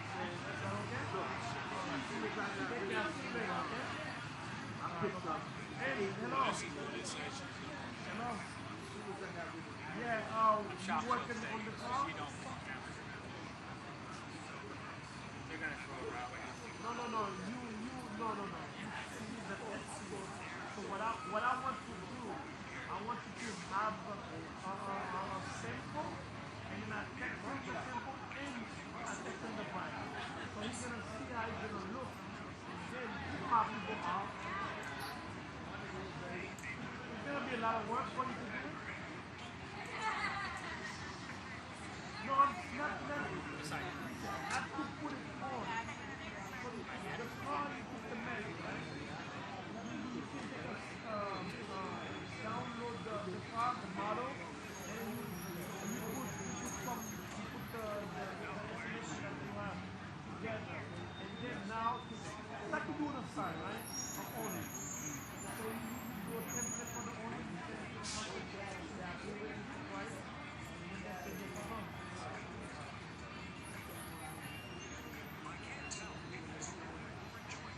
I do it the price myself, but I think, yeah, but this is what I'm saying to you. What I'm saying to you, I can give the customer. Because this guy, I know, you always want to see things first. So if you see the picture, you look the way it looks, right? And then now with the price, you're going to say, oh, that's the way it's going to look? Okay, I'll take it. You know what I mean? Go on. I'm asking you, but I can tell him this is a matter. And now, you know what I mean? Tell him the price, it's not a problem.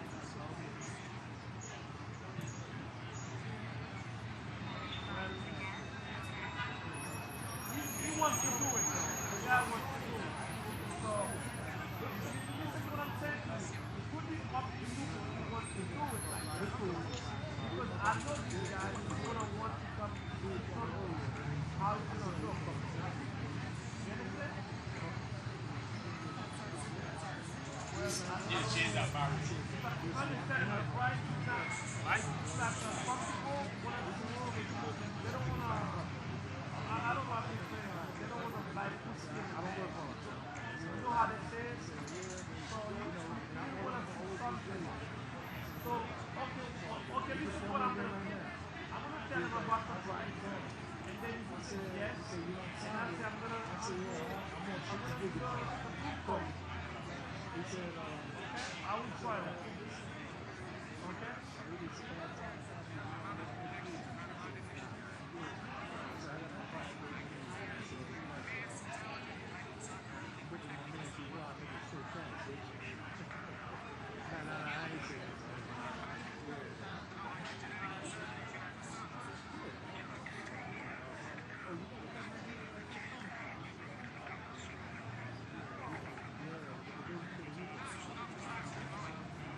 No, I'm saying to you a simple and then with the price, bingo. He's done. But without, huh? No. Do a simple and then use the same information that you have. Remember I told you blue, whatever, and then you put the information where it should be, and then you send it to him, and use the price, boom, deal close. Understand? Okay, all right.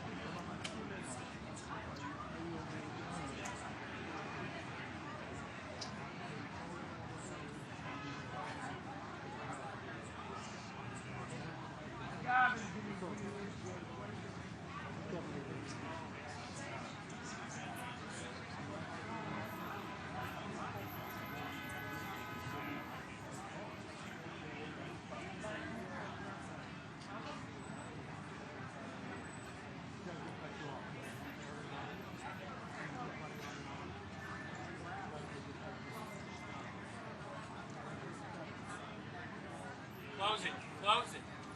No, close it.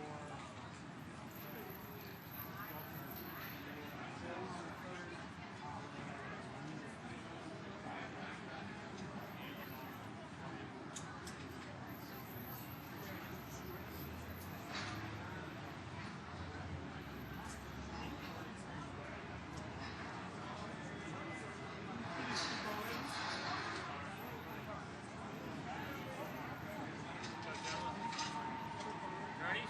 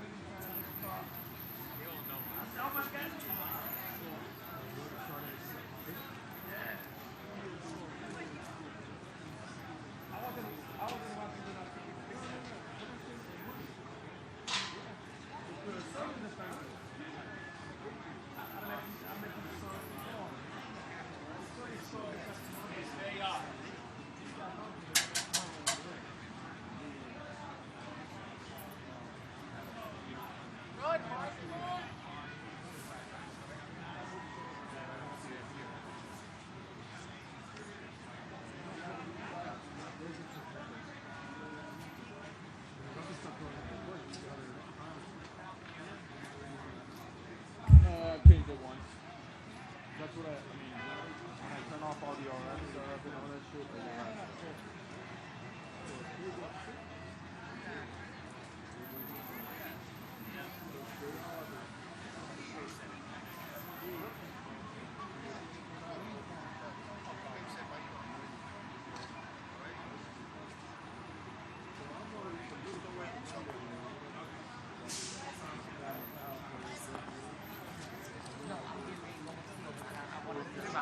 Yeah, yeah, yeah. No, no, no.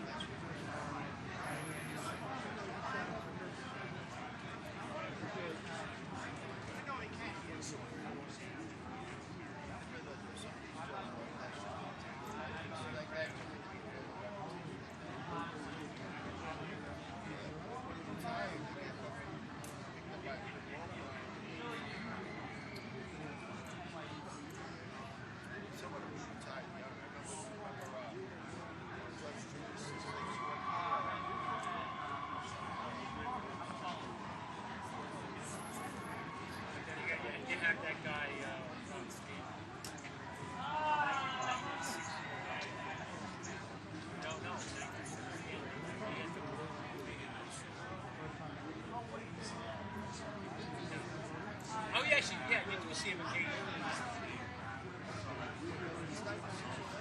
Stanton.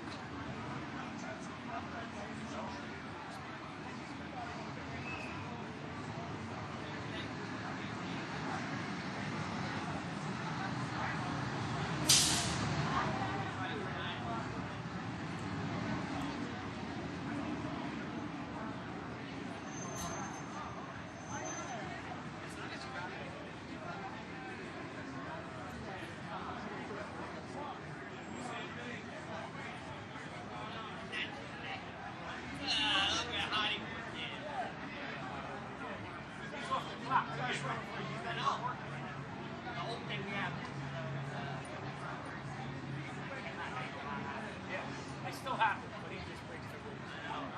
He's making some out of himself. Pick him up.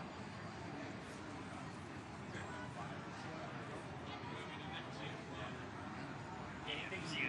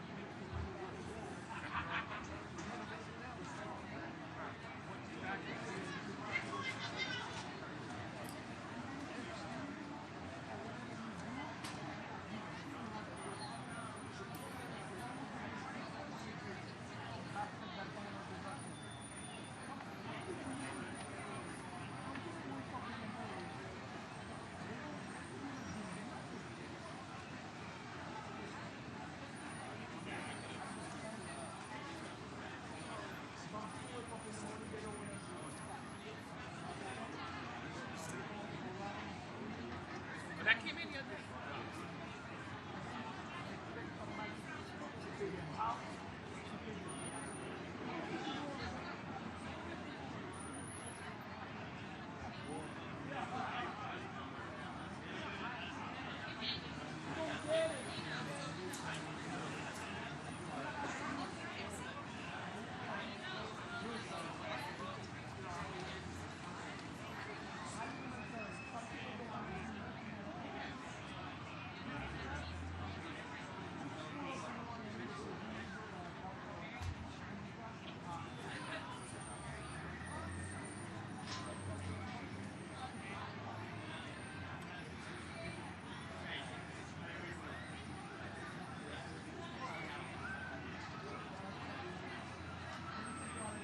So did you play that number box? Did you play?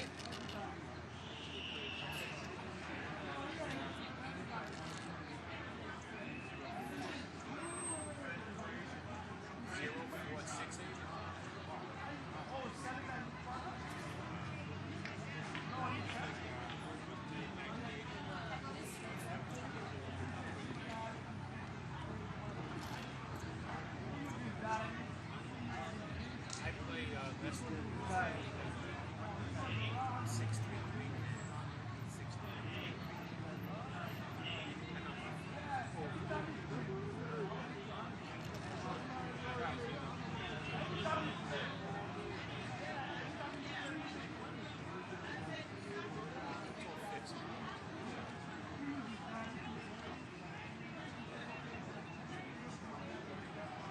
She's out there.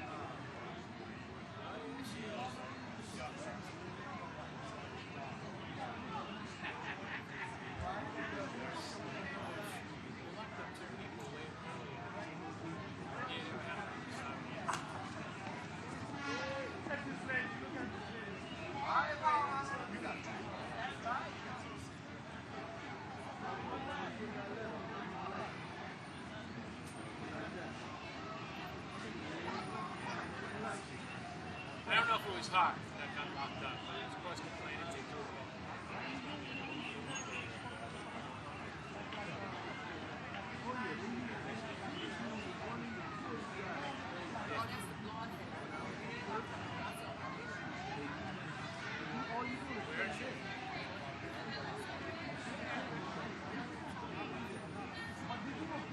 side. It's from the other side.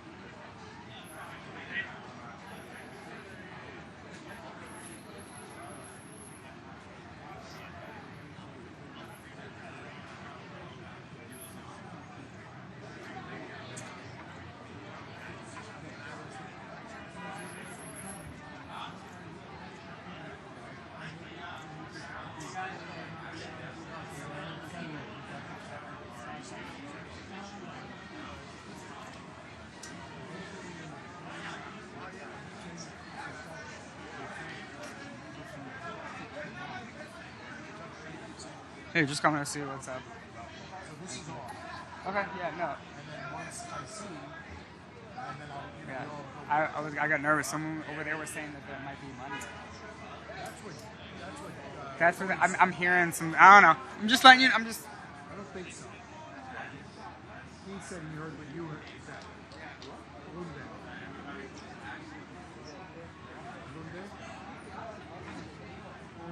I just heard other than that. I just heard from a few other people saying that too. I think the judge is gonna, because the federal you can stop it. The judge can say I heard it up.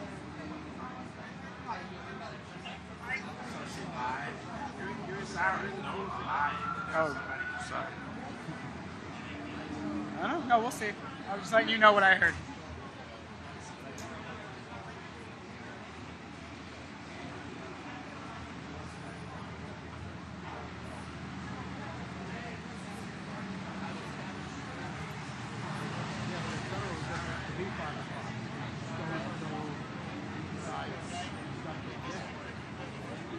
How many times during the trials, you know, before the jury, we went to 6, 7 o'clock. A couple of nights. Just keep going until the judge feels we're making progress.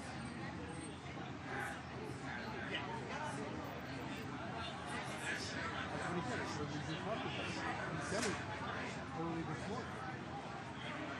He laid that out. What they're trying to do is knock it down.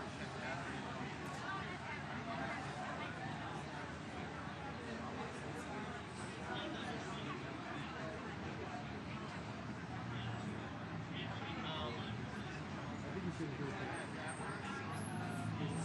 3:25. And I think the judge is looking at the clock to 6 months. I think the judge is looking at the clock.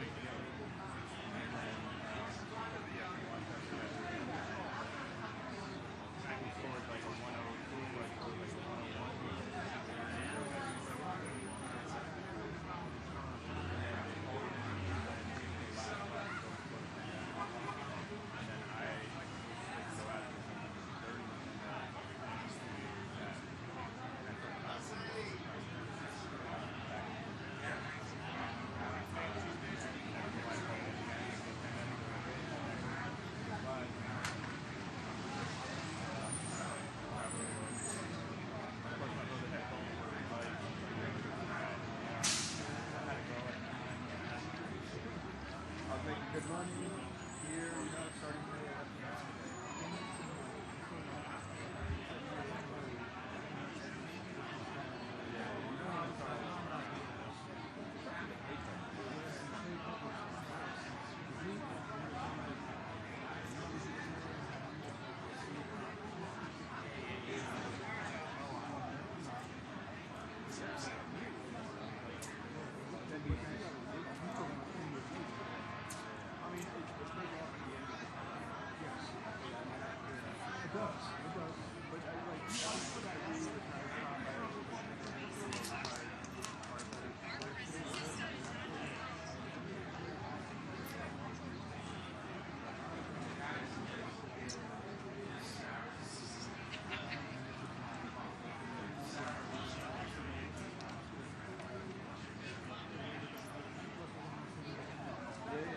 That's the real reason.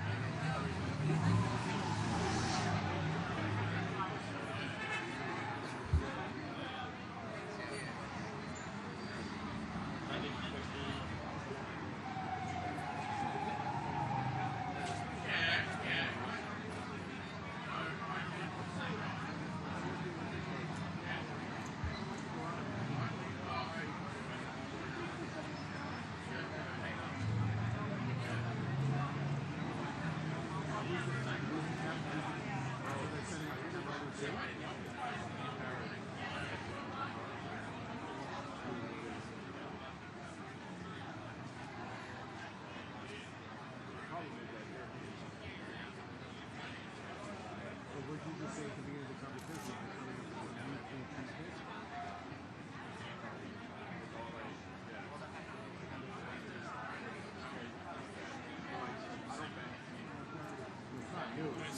Excuse me.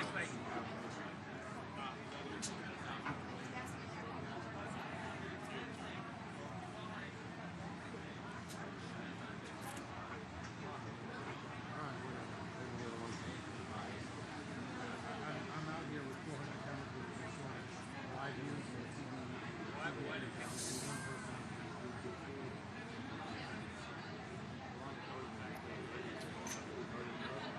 The word is soon as surgery.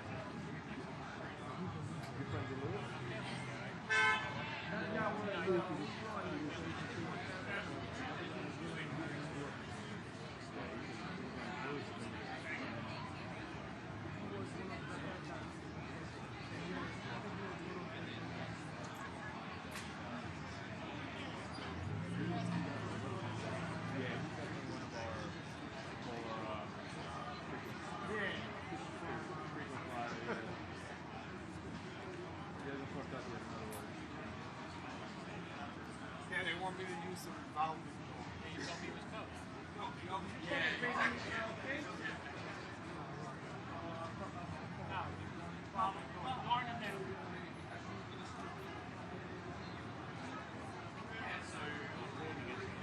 Yeah, exactly.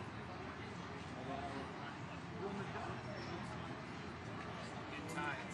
It's better be over soon.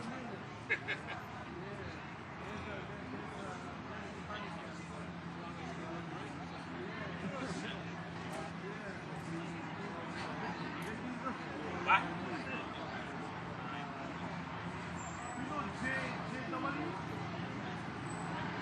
You. Especially this morning, everybody. Big guy.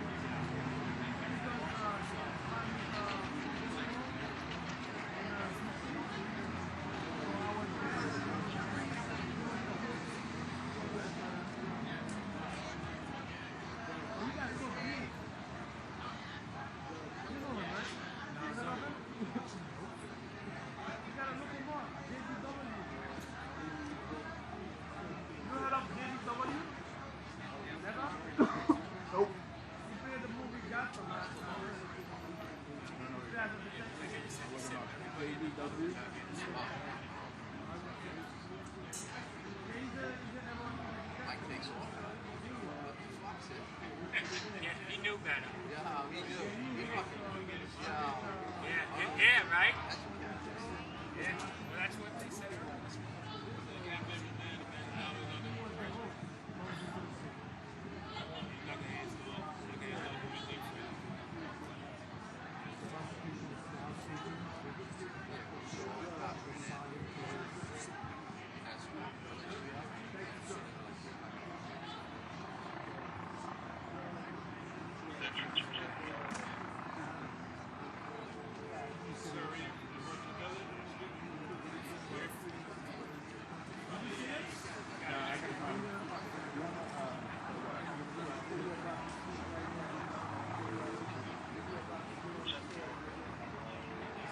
That pavilion's still open. Press gotta go down.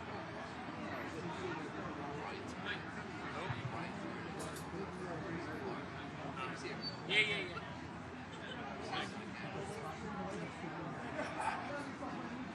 What are you looking for? Yeah, something. Oh, goodness. What you gotta do? You gotta work on something.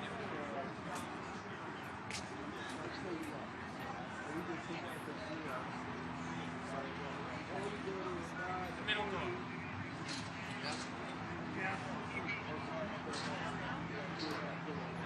I'm gonna go. I'll go to one, and he goes to the other.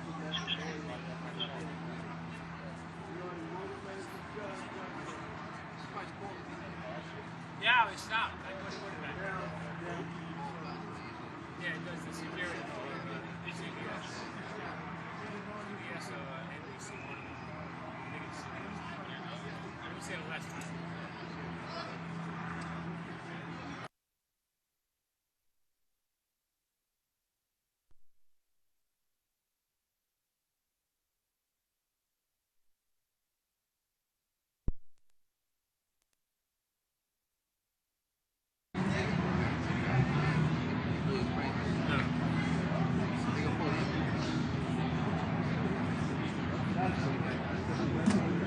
Carolyn, I forgot I have this stuff.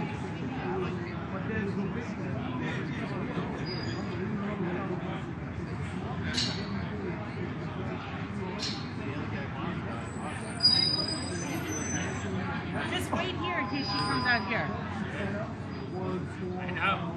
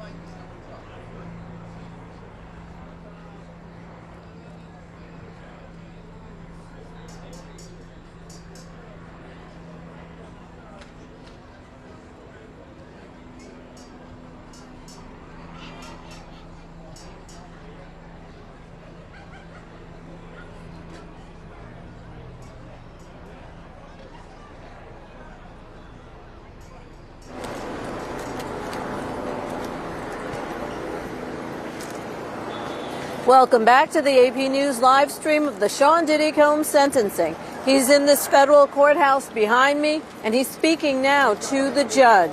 He's trying to get out with time served. Prosecutors want him to spend 11 years behind bars. We have reporters inside the courtroom. They're telling me that Diddy is saying, "I want to thank you for finally giving me a chance to speak up for myself. One of the hardest things I've had to handle is to be quiet, not to be able to express how sorry I am for my actions." He again apologizes to Cassie. She's one of his former girlfriends, and she was also one of the prosecution's star witnesses. And you may recall she's also seen in that video of him beating her up. He's kicking her, he's punching her in the hallway of an LA hotel. And she testified for about a week during the trial. She also sent a letter to the judge saying that she doesn't believe he's sorry for what he did, and she doesn't believe he's a changed man, and she wants him to spend time in prison. He apologized to her for any physical or emotional harm he caused, and he said, "I don't take that lightly." He also apologizes to another former girlfriend who testified against him. She used the pseudonym Jane. Diddy said, "I didn't mean to hurt you." And he also apologized to Cassie's family. He also apologized to all his victims, to all victims of domestic violence, saying he knows that disgusting, despicable video of him beating Cassie triggered people around the world. Diddy also told the judge, "My actions were disgusting, shameful, sick. I was sick." Diddy's lawyers have said that he is suffering from post-traumatic stress. They didn't say exactly what. Diddy's father died when he was a toddler. He was killed. Our reporters in the courtroom are also telling us that Sean Diddy Combs says domestic violence is a burden he will have to carry for the rest of his life, telling the court, "My actions were disgusting, shameful, and sick." Now, Diddy gets a chance to address the court. He gets the last word as the defendant. Remember, he was found guilty of 2 counts of the Mann Act, which was related to prostitution. He was found guilty of flying around his girlfriends and male escorts for sex. That charge carries a maximum of 10 years. Now, the judge has gotten a sentencing suggestion from the court saying it should be 70 months, which is about 6 years. Again, Diddy is getting his chance to speak in court, and he let out an audible sigh after apologizing to the community. This is right before the judge will decide what his sentence should be. Will he be out, or will he spend the next several years in prison? Reporting live from the federal courthouse in Lower Manhattan, I'm Julie Walker. This is the AP News live stream of the Sean Diddy Combs sentencing.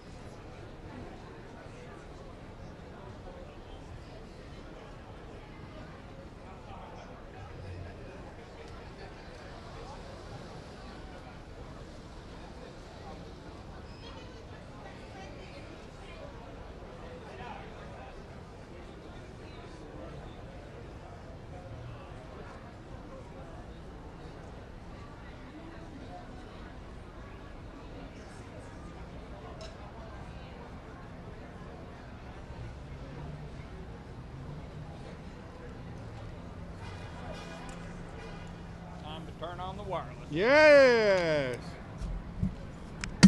Good idea. It's about to start. How easy? How lazy is this? Is this too lazy? Just letting it right here. No, you good. Yeah, we'll pick. 1001, 1002, 1, 2, 3, 4, 5, 6, 7, 8, 9, 10. Diddy did it. 1, 2, 3, 4, 5, 6, 7, 8, 9, 10. Diddy did it. Check 1, 2. You good, Vic? Everybody good? You need any more?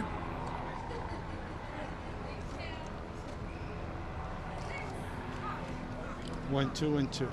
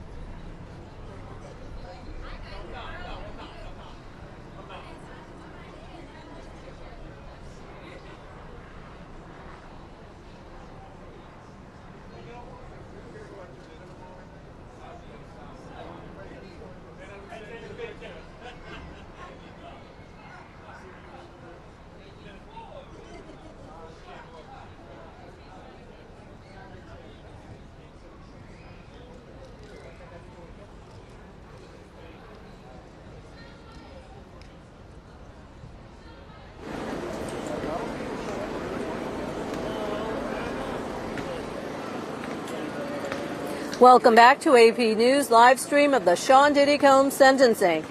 He's behind me in the federal court right here, and he already got to address the judge, saying that he believes he's a changed man and that he deserves to be out of jail with time served.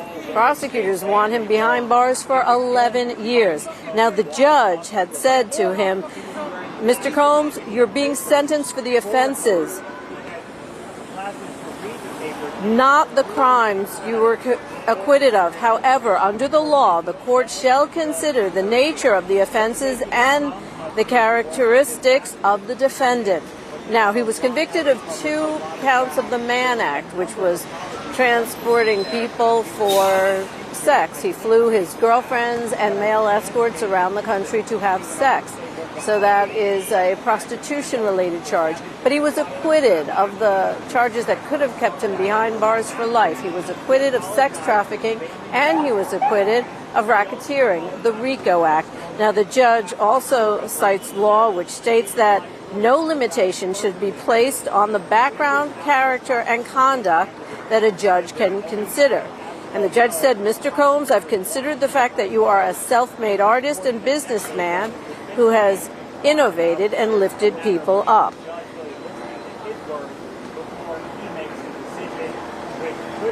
The judge also told Combs that he appreciates the discussion of the impact of a sentence on his family and the impact that addiction has had on Combs. Now, Combs said that while in jail, he became alcohol and drug-free the first time in a very long time. He also told the court that he wanted to be able to spend time with his 7 children and with his 84-year-old mother. Now, 6 of his 7 children did speak in court, and they told the judge that they want their father home with them. Many of the children cried and were emotional, relating to the judge, how they miss their father, how he is a changed man. And as I said, Combs told the judge that he was a changed man. Now, the judge also said to him, a history of good works can't wash away the record of this case. Evidence shows he abused and controlled women in his life. And we did see that video. The jury was shown that video of Combs beating up his then-girlfriend Cassie in a LA hotel hallway. The judge told Combs, I was sitting right here for the testimony from Cassie Ventura and from another former girlfriend who went by the pseudonym Jane.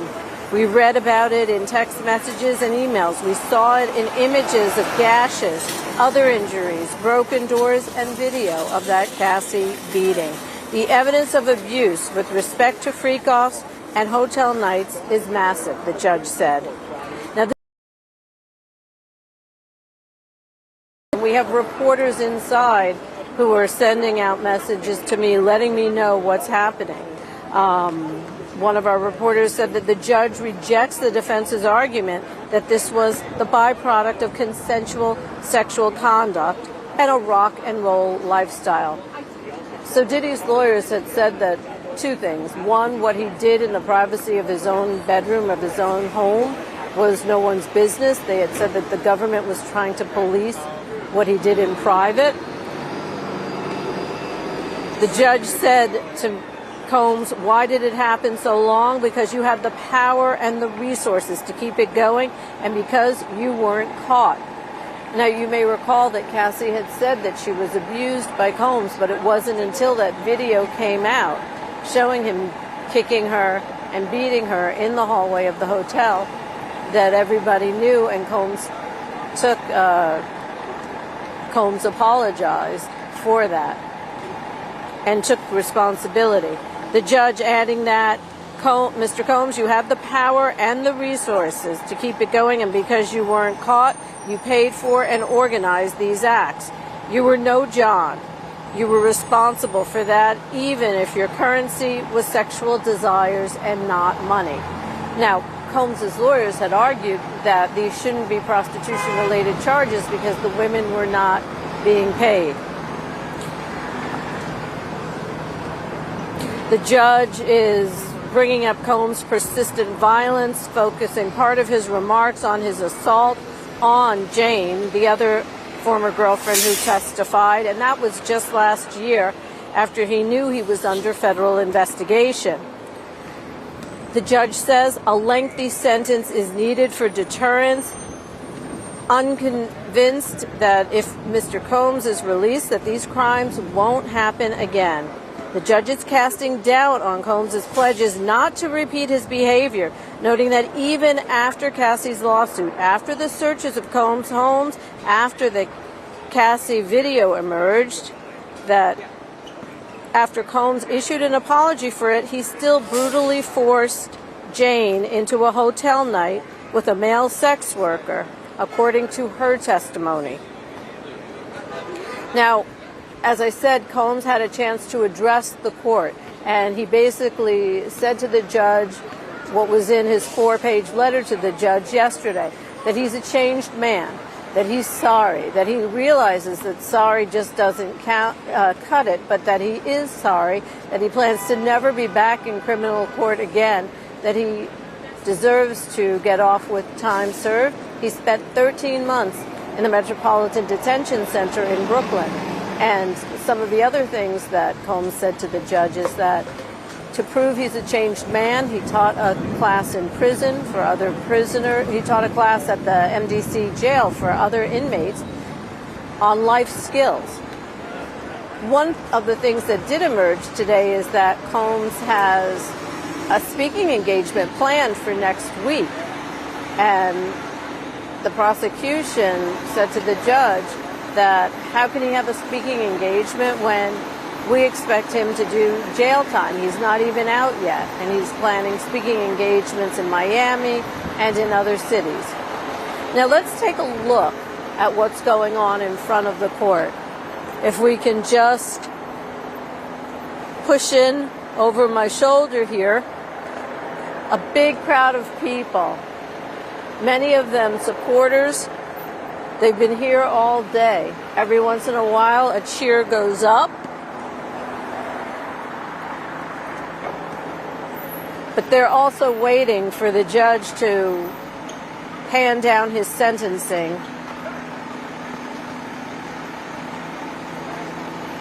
Now the judge has said, according to our reporters in the courtroom, the sentence that the government proposes, 135 months, is more than necessary.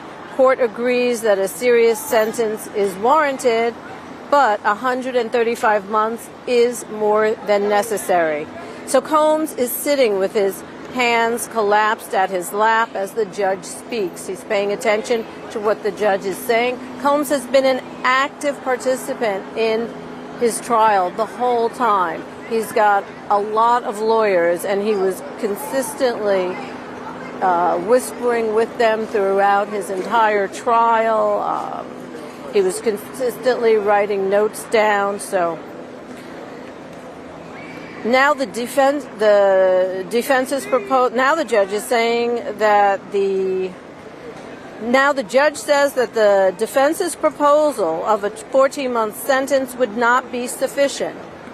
Okay, so Combs and his lawyers wanted 14 months. The judge says that would not be sufficient.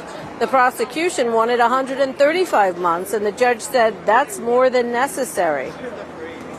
Now, sentencing guidelines, it was suggested 70 months, so let's see what the judge says.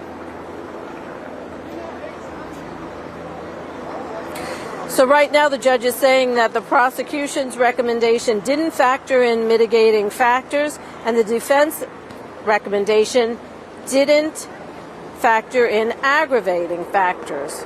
So the judge is taking all of this into account. And remember, Sean Diddy Combs was found guilty in July on 2 counts of the Mann Act. That's a prostitution-related charge for flying his ex-girlfriends around along with male escorts to engage in sex. The judge says the facts and the circumstances of this case are unique. Sentence 50 months. 50 months. The judge is giving Sean Diddy Combs 50 months in prison. Now, we spoke to a legal expert earlier who said that his team is sure to appeal this. But the judge has sentenced Sean Diddy Combs to 50 months. That's 4 years and 2 months. So just over 4 years in prison. Now, he's already served 13 months in jail. We'll have to see how that factors in. Again, Sean Diddy Combs and his lawyers had asked for 14 months. They expected him to be out and a free man and back home with his family and on a speaking tour. The prosecution asked for a lot more. They wanted 135 months, which is basically 11 years in prison. The judge said that was too much. So Sean Diddy Combs, 4 years and 2 months, sentenced to 4 years and 2 months by the judge for the prostitution-related charges that he was found guilty of. He was acquitted of the charge of racketeering. He was acquitted of the charge of sex trafficking. Those would have carried a maximum, or could have carried a maximum life in prison. Instead, according to the judge, he is sentenced to 4 years and 2 months in prison. The judge said, this is hard time in prison, away from your family, friends, and community, but you will have a life afterward. Let me repeat that. That quote from the judge.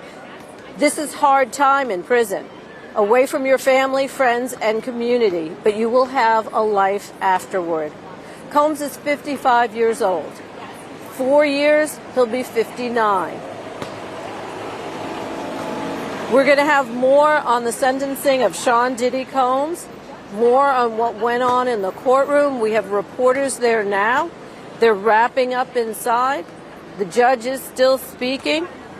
I imagine that Combs and his family are not happy with this sentencing. And we're going to have more, so stay with apnews.com and the AP News app to get the latest on the Sean Diddy Combs sentencing.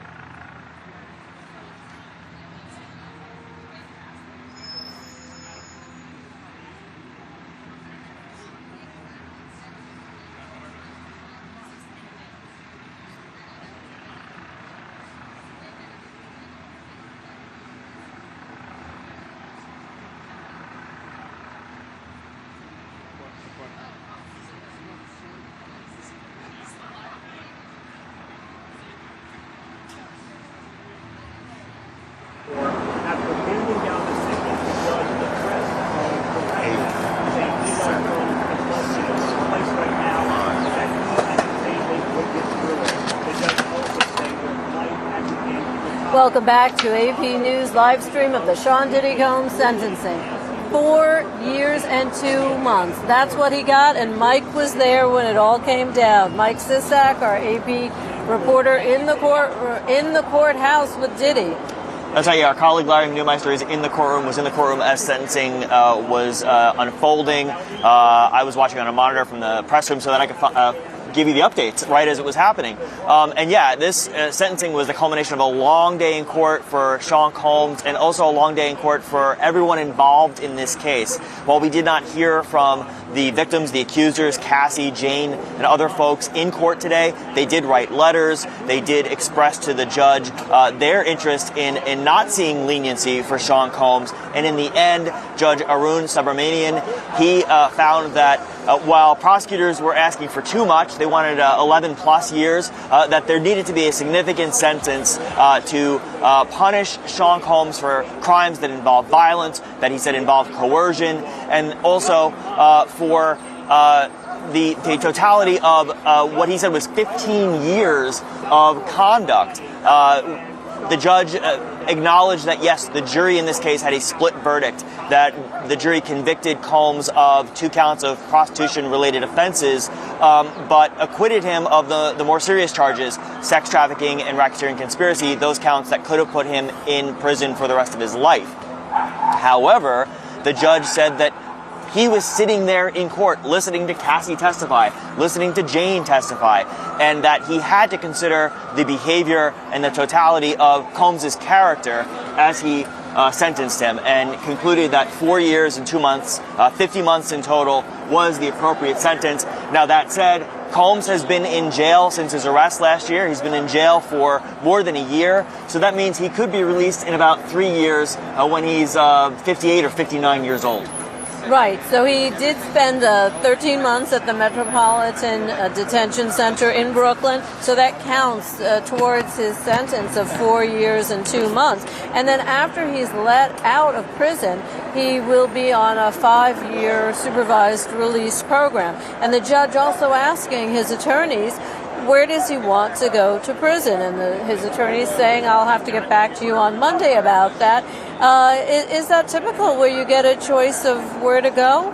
Not a specific choice, but judges can make recommendations about where in the country a person could be incarcerated. The ultimate determination is made by the federal prison system, the Federal Bureau of Prisons. But since Combs has his home in the Miami area, the judge could recommend a prison within the state of Florida or within the Southeast. The Bureau of Prisons typically will put people in institutions that are within 500 miles or so of their address to make it easier for family to visit, for friends to visit. That said, sometimes due to the conditions of a particular inmate, the needs that they have, they might not get those accommodations, that proximity to home. But we'll see what the defense asks for on Monday as it relates to where Combs will be serving this time.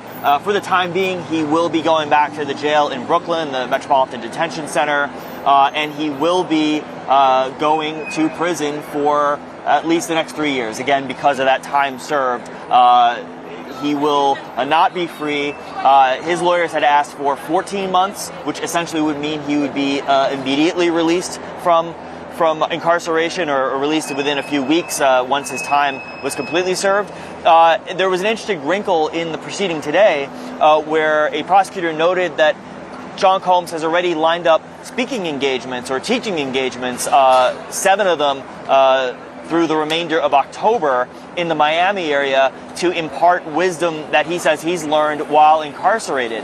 Now, prosecutor said that was the epitome of hubris, and his lawyer said that was not their intent. They simply wanted to demonstrate to the court that Sean Combs has things lined up, things to do, and that he wants to take a positive message out of his experience with the justice system. However, given this sentence, he's going to have to cancel those appointments for the time being, but at the MDC, at the jail where he is in New York City. He has been teaching a class to other inmates called Free Game with Diddy, and he may be continuing that now at whatever institution he ends up at. So to recap, okay, the prosecution wanted him to spend 11 years in prison. The defense, his lawyers, wanted him out basically immediately. They were asking for 14 months, and they had booked speaking engagements for him. But the judge kind of split the difference. I mean, giving him 4 years and 2 months, somewhat of splitting the difference. I mean, the judge had said that, you know, I don't take this lightly. You know, you have to pay for your crimes, basically. I mean, you were convicted by a jury of your peers, and, you know, you were convicted of prostitution-related charges. You're not just going home with your family. You're going to go to prison, and you're going to do, in the judge's words, am I quoting him right? Hard time. You're going to do hard time, but you're going to come out and you'll be a better man for it. And he's 55 now. If he's there for 3 more years, he'll be 58, 59, depending on when his birthday is. So he will miss a lot of birthdays of his children, a lot of special occasions of his children. He's got a 2-year-old. He'll miss a significant amount of her life. But the judge said, you will come out and you will still have a life. Yeah, and I think there's an interesting, several interesting things about how the judge arrived at this sentence. Judge Arun Subramanian seemed very moved by the testimony of the women who were in court on the witness stand. Cassie, the R&B singer, Cassandra Ventura, the former longtime girlfriend of Sean Combs. And a woman named Jane, who also testified. There was another woman named Mia, who was a personal assistant, who was going to appear in court today and make a statement, but decided not to, in part because she said she felt intimidated by the defense team. He factored all of that in, and he went through a whole litany of things that he considered as he arrived at this sentence. He said he factored in comments that were made in court today by 6 of Sean Combs' 7 children. You mentioned the 2-year-old daughter. She, of course, did not speak. He factored in letters that he received from people in favor of leniency and people opposed to it. And he also factored in how other cases, similar cases, have been sentenced, what other defendants in this similar circumstance have received. However, he noted this is a very unique case with a very unique defendant, and he had to also factor in other things regarding the things he heard in this trial, in this case. Now, he noted that his sentence of 50 months, or 4 years and 2 months, is less than what was recommended by the probation department. In every criminal case in federal court, the probation department prepares a pre-sentence investigation report, and that helps guide the judge on where to arrive at a particular sentence. In this case, the judge said his sentence that he imposed was 10 months less than what probation officials had arrived at, and even less than what the federal sentencing guidelines would suggest for a case like this. Now, prosecutors, again, they wanted much more time. They wanted 11 years and 3 months. They pointed to some of the very same factors that the judge did in him imposing his sentence, including the violence, including the domestic abuse, and including the power and control that Sean Combs had over the women who ultimately came and testified against him. And one final note, as he was concluding the sentencing hearing today, which went on all day in federal court, Judge Arun Subramanian praised Cassie, praised Jane, and praised the other women who came forward to tell their stories. He said that these were horrific stories, but stories of courage, because they came forward to stand up to a very powerful person. And they not only told that story to the 12 jurors in the courtroom, but also, he said, to millions of women around the world who might be suffering in silence in their own cases of domestic abuse. So after a long day in court, proceedings started at 10 a.m., Sean Diddy Combs learns his sentence at the end of the day. The judge giving him 4 years and 2 months in prison. The judge saying he's sentencing him to hard time. And also the judge, imposing a fine, I believe a $500,000 fine. And then, Combs has already served, as we said, 13 months in jail in Brooklyn. That'll be taken into account. So that'll be part of the 4 years. So he'll actually be out in 3 years when he's about 58, 59. The judge telling him, you have a life after. And just one more quick point. This is not the end of the road. This is not the end of the case. Sean Combs can appeal the verdict, can appeal his conviction, and his lawyers have said they will do so. They have 14 days to file a notice of appeal with the Second Circuit Court of Appeals right here in Manhattan. Thank you for joining us. This is AP News live stream of the Sean Diddy Combs sentencing. 4 years and 2 months is what the judge handed down. For more, go to our apnews.com website or go to we have an app, an AP News app, and if you like what you're hearing here, if you like getting news from us, we have reporters on the ground in court all over the world. So please consider donating to AP News.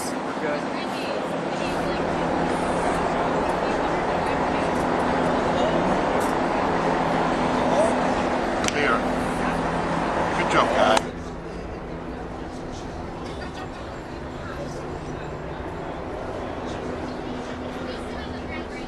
As long as you're not anybody's right.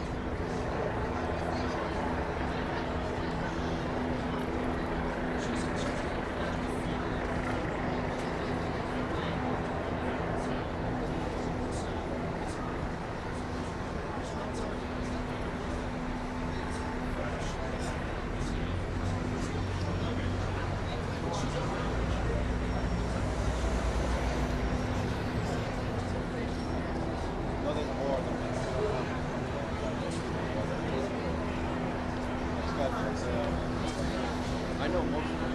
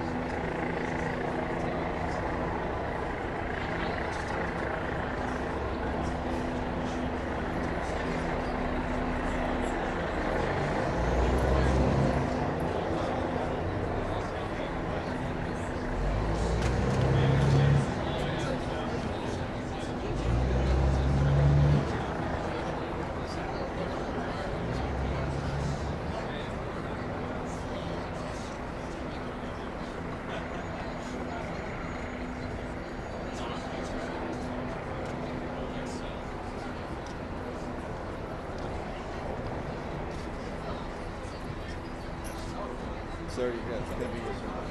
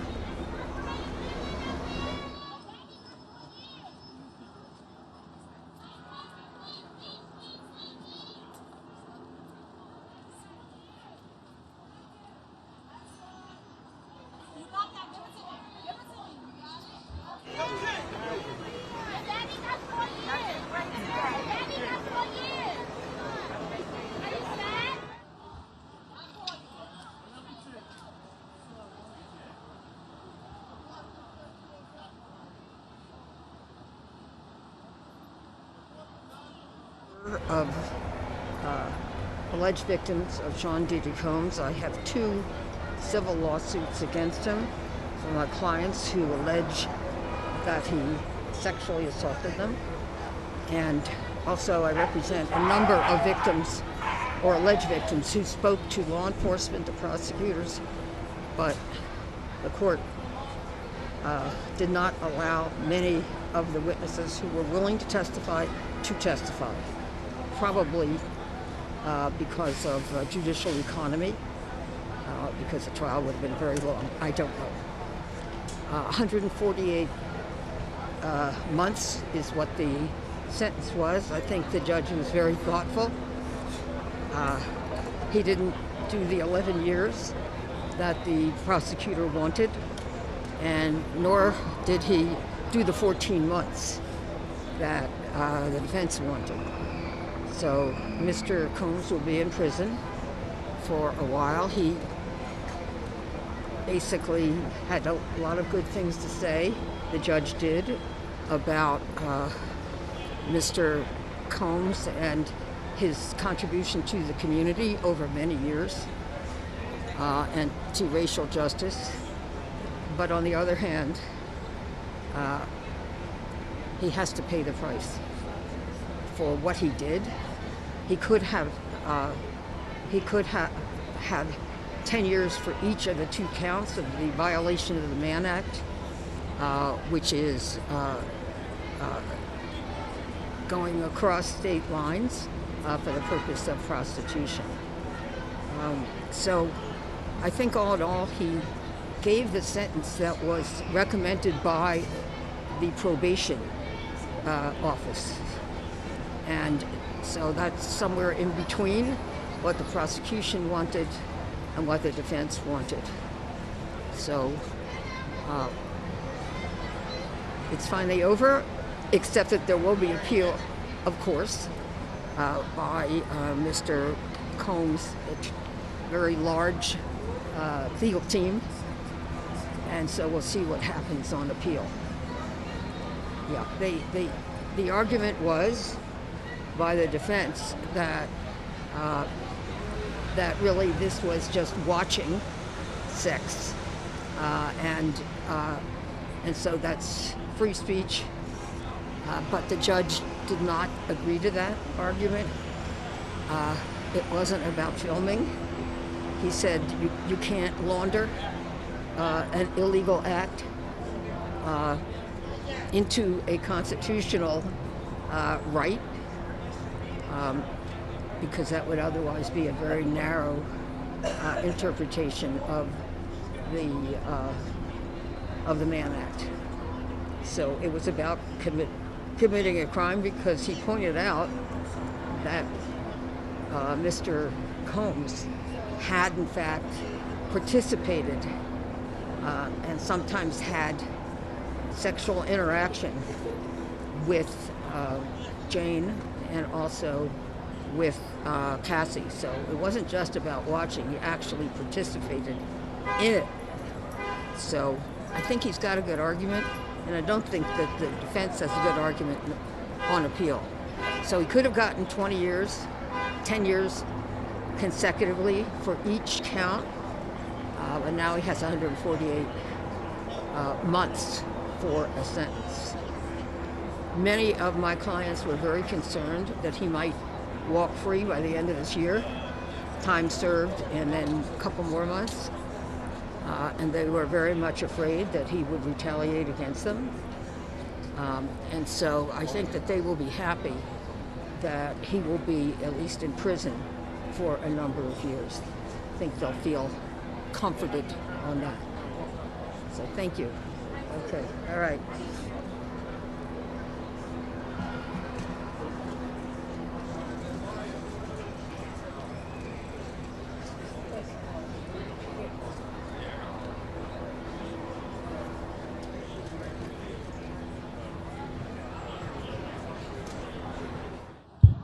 Obviously have very strong feelings and thoughts on this. Now that we have the judge's ruling, what's your feelings? Well, the judge hands down a sentence of 148 months, which is essentially what the probation office recommended. So it wasn't the 11 years that the prosecution wanted, nor was it the 14 months and get out by the end of this year that the defense wanted. He did have very kind words for Mr. Combs in reference to his contribution to racial justice and the community. But on the other hand, it's obvious that Mr. Combs is going to have to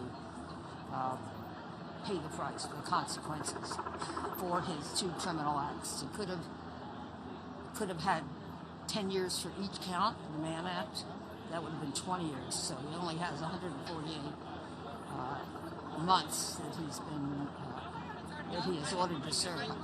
No doubt his legal team will be appealing from this sentence and from the trial as soon as possible.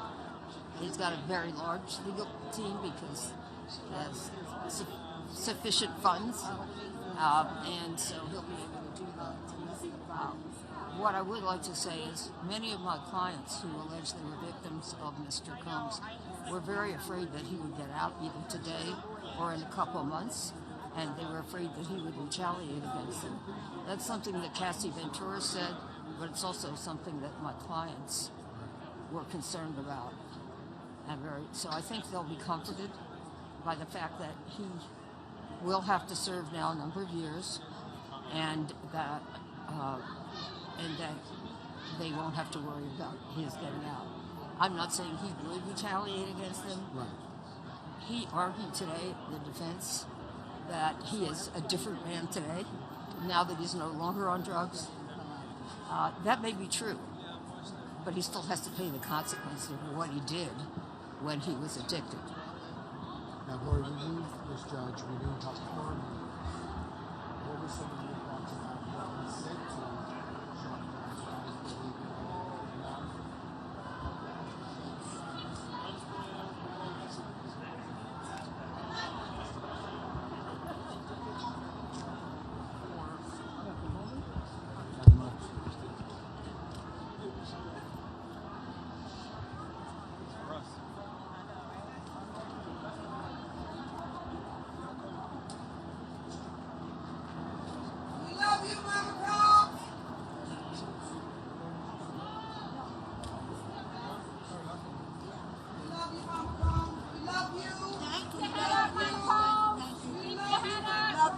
Thank you so much.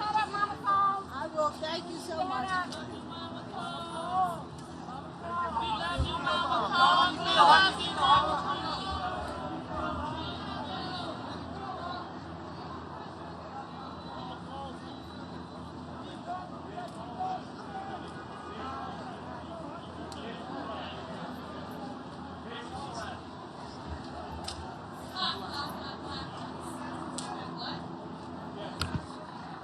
How do you feel? Mama Combs, how you feeling? You got your dog in there?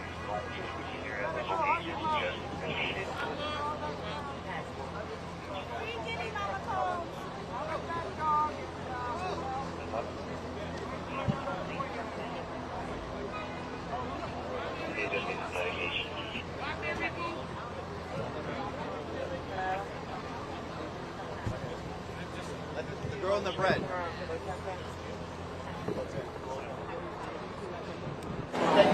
Sorry,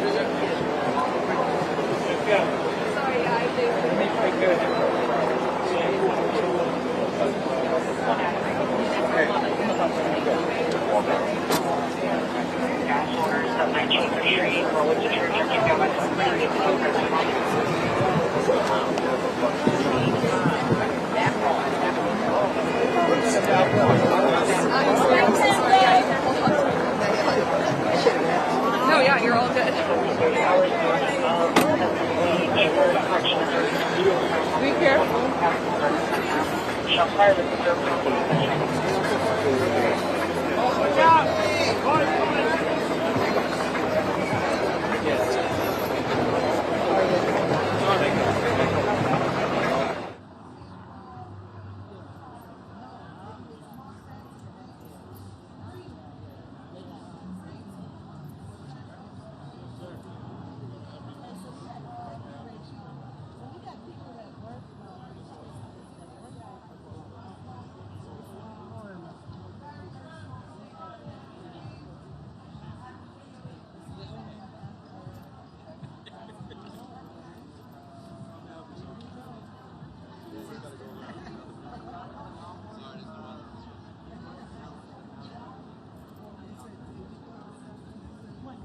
have a principal?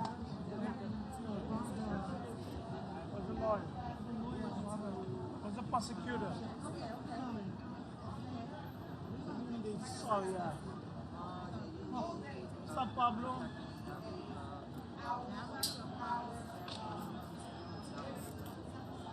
What's up, Pablo? A little.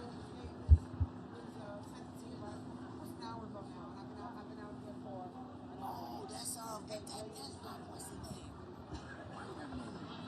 That was it. What's that victim 3? That's missing victim 3 right there.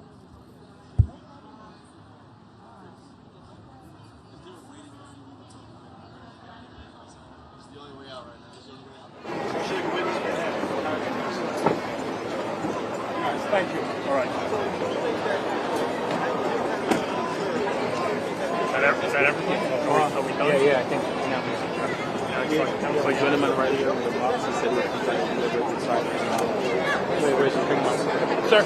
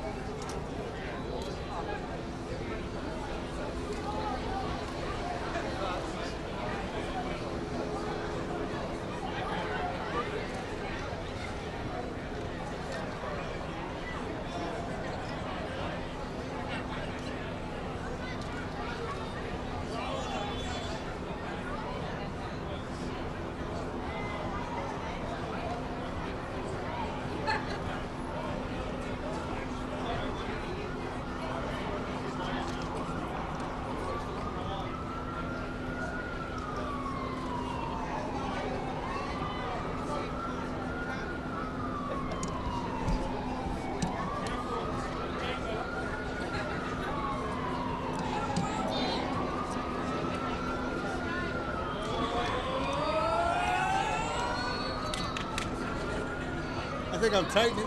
I think I'm tightening it.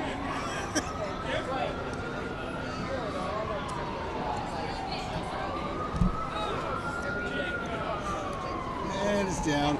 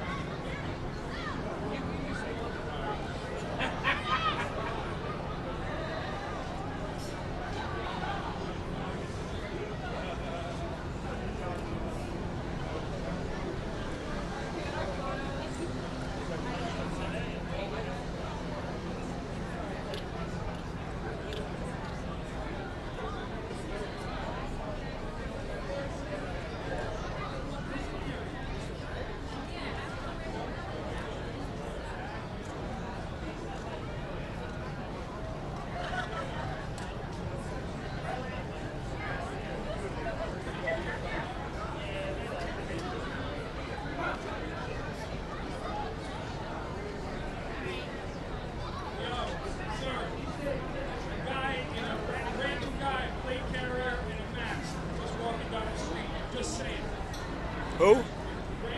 Street is PD. Tell PD. We don't deal with the street. No. Yeah, PD's patrol this.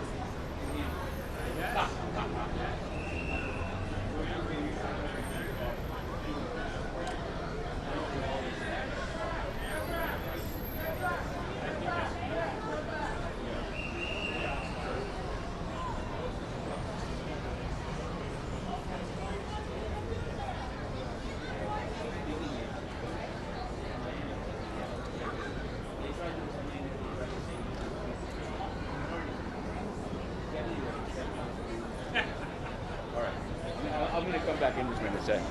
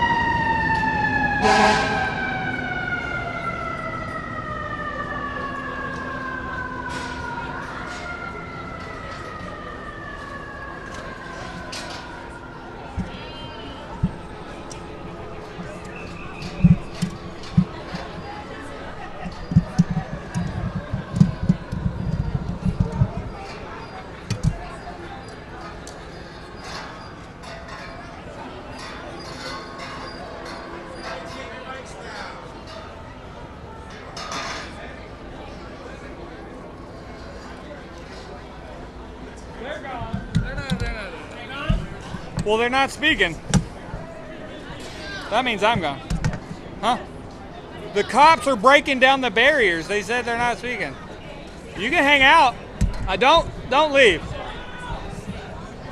Who are they going to protect? Hey, I got an Instagram post of you, motherfucker.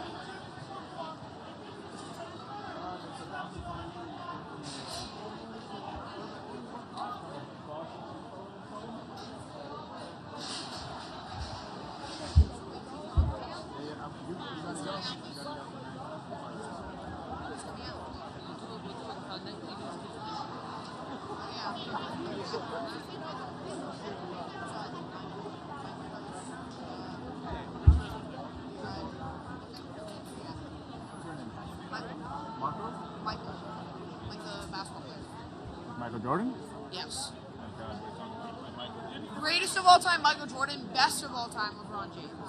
Oh, Kobe Bryant. Kobe Bryant. Kobe Bryant. No, there's great. Get it right. LeBron James and Kobe. And then before that, then you gotta add Kareem. There's many other names that go before that. Yeah, but yeah. We interviewed him once. Vince Carter, Allen Iverson. Shaquille's fine for this. No, Shaquille couldn't hit a free throw for like. Shaquille, Shaq? Yeah, I know. Shaq was a good player. He was competitive, but he wasn't great. He was an awful free thrower. Okay, I'll be back, but I gotta go ahead. Like 13-year-olds just hang out like this? Yeah, dude. He just came back and played football. Yeah, That's what it's like for teenagers? my son's kind of like that too, but not as talkative.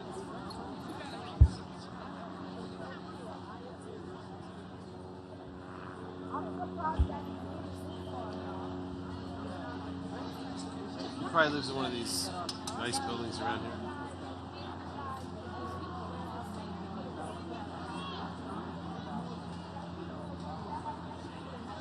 More minutes. Then we can cut. Apparently. Alright, that's 6:17.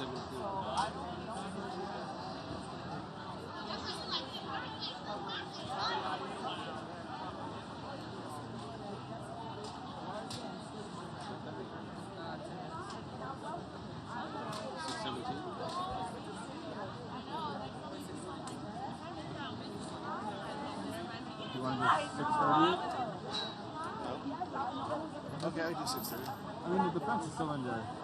I can do whatever. I'll stay as long as you want. I'll stay as. Huh? You want a suicide till 7? I'll sit. Okay.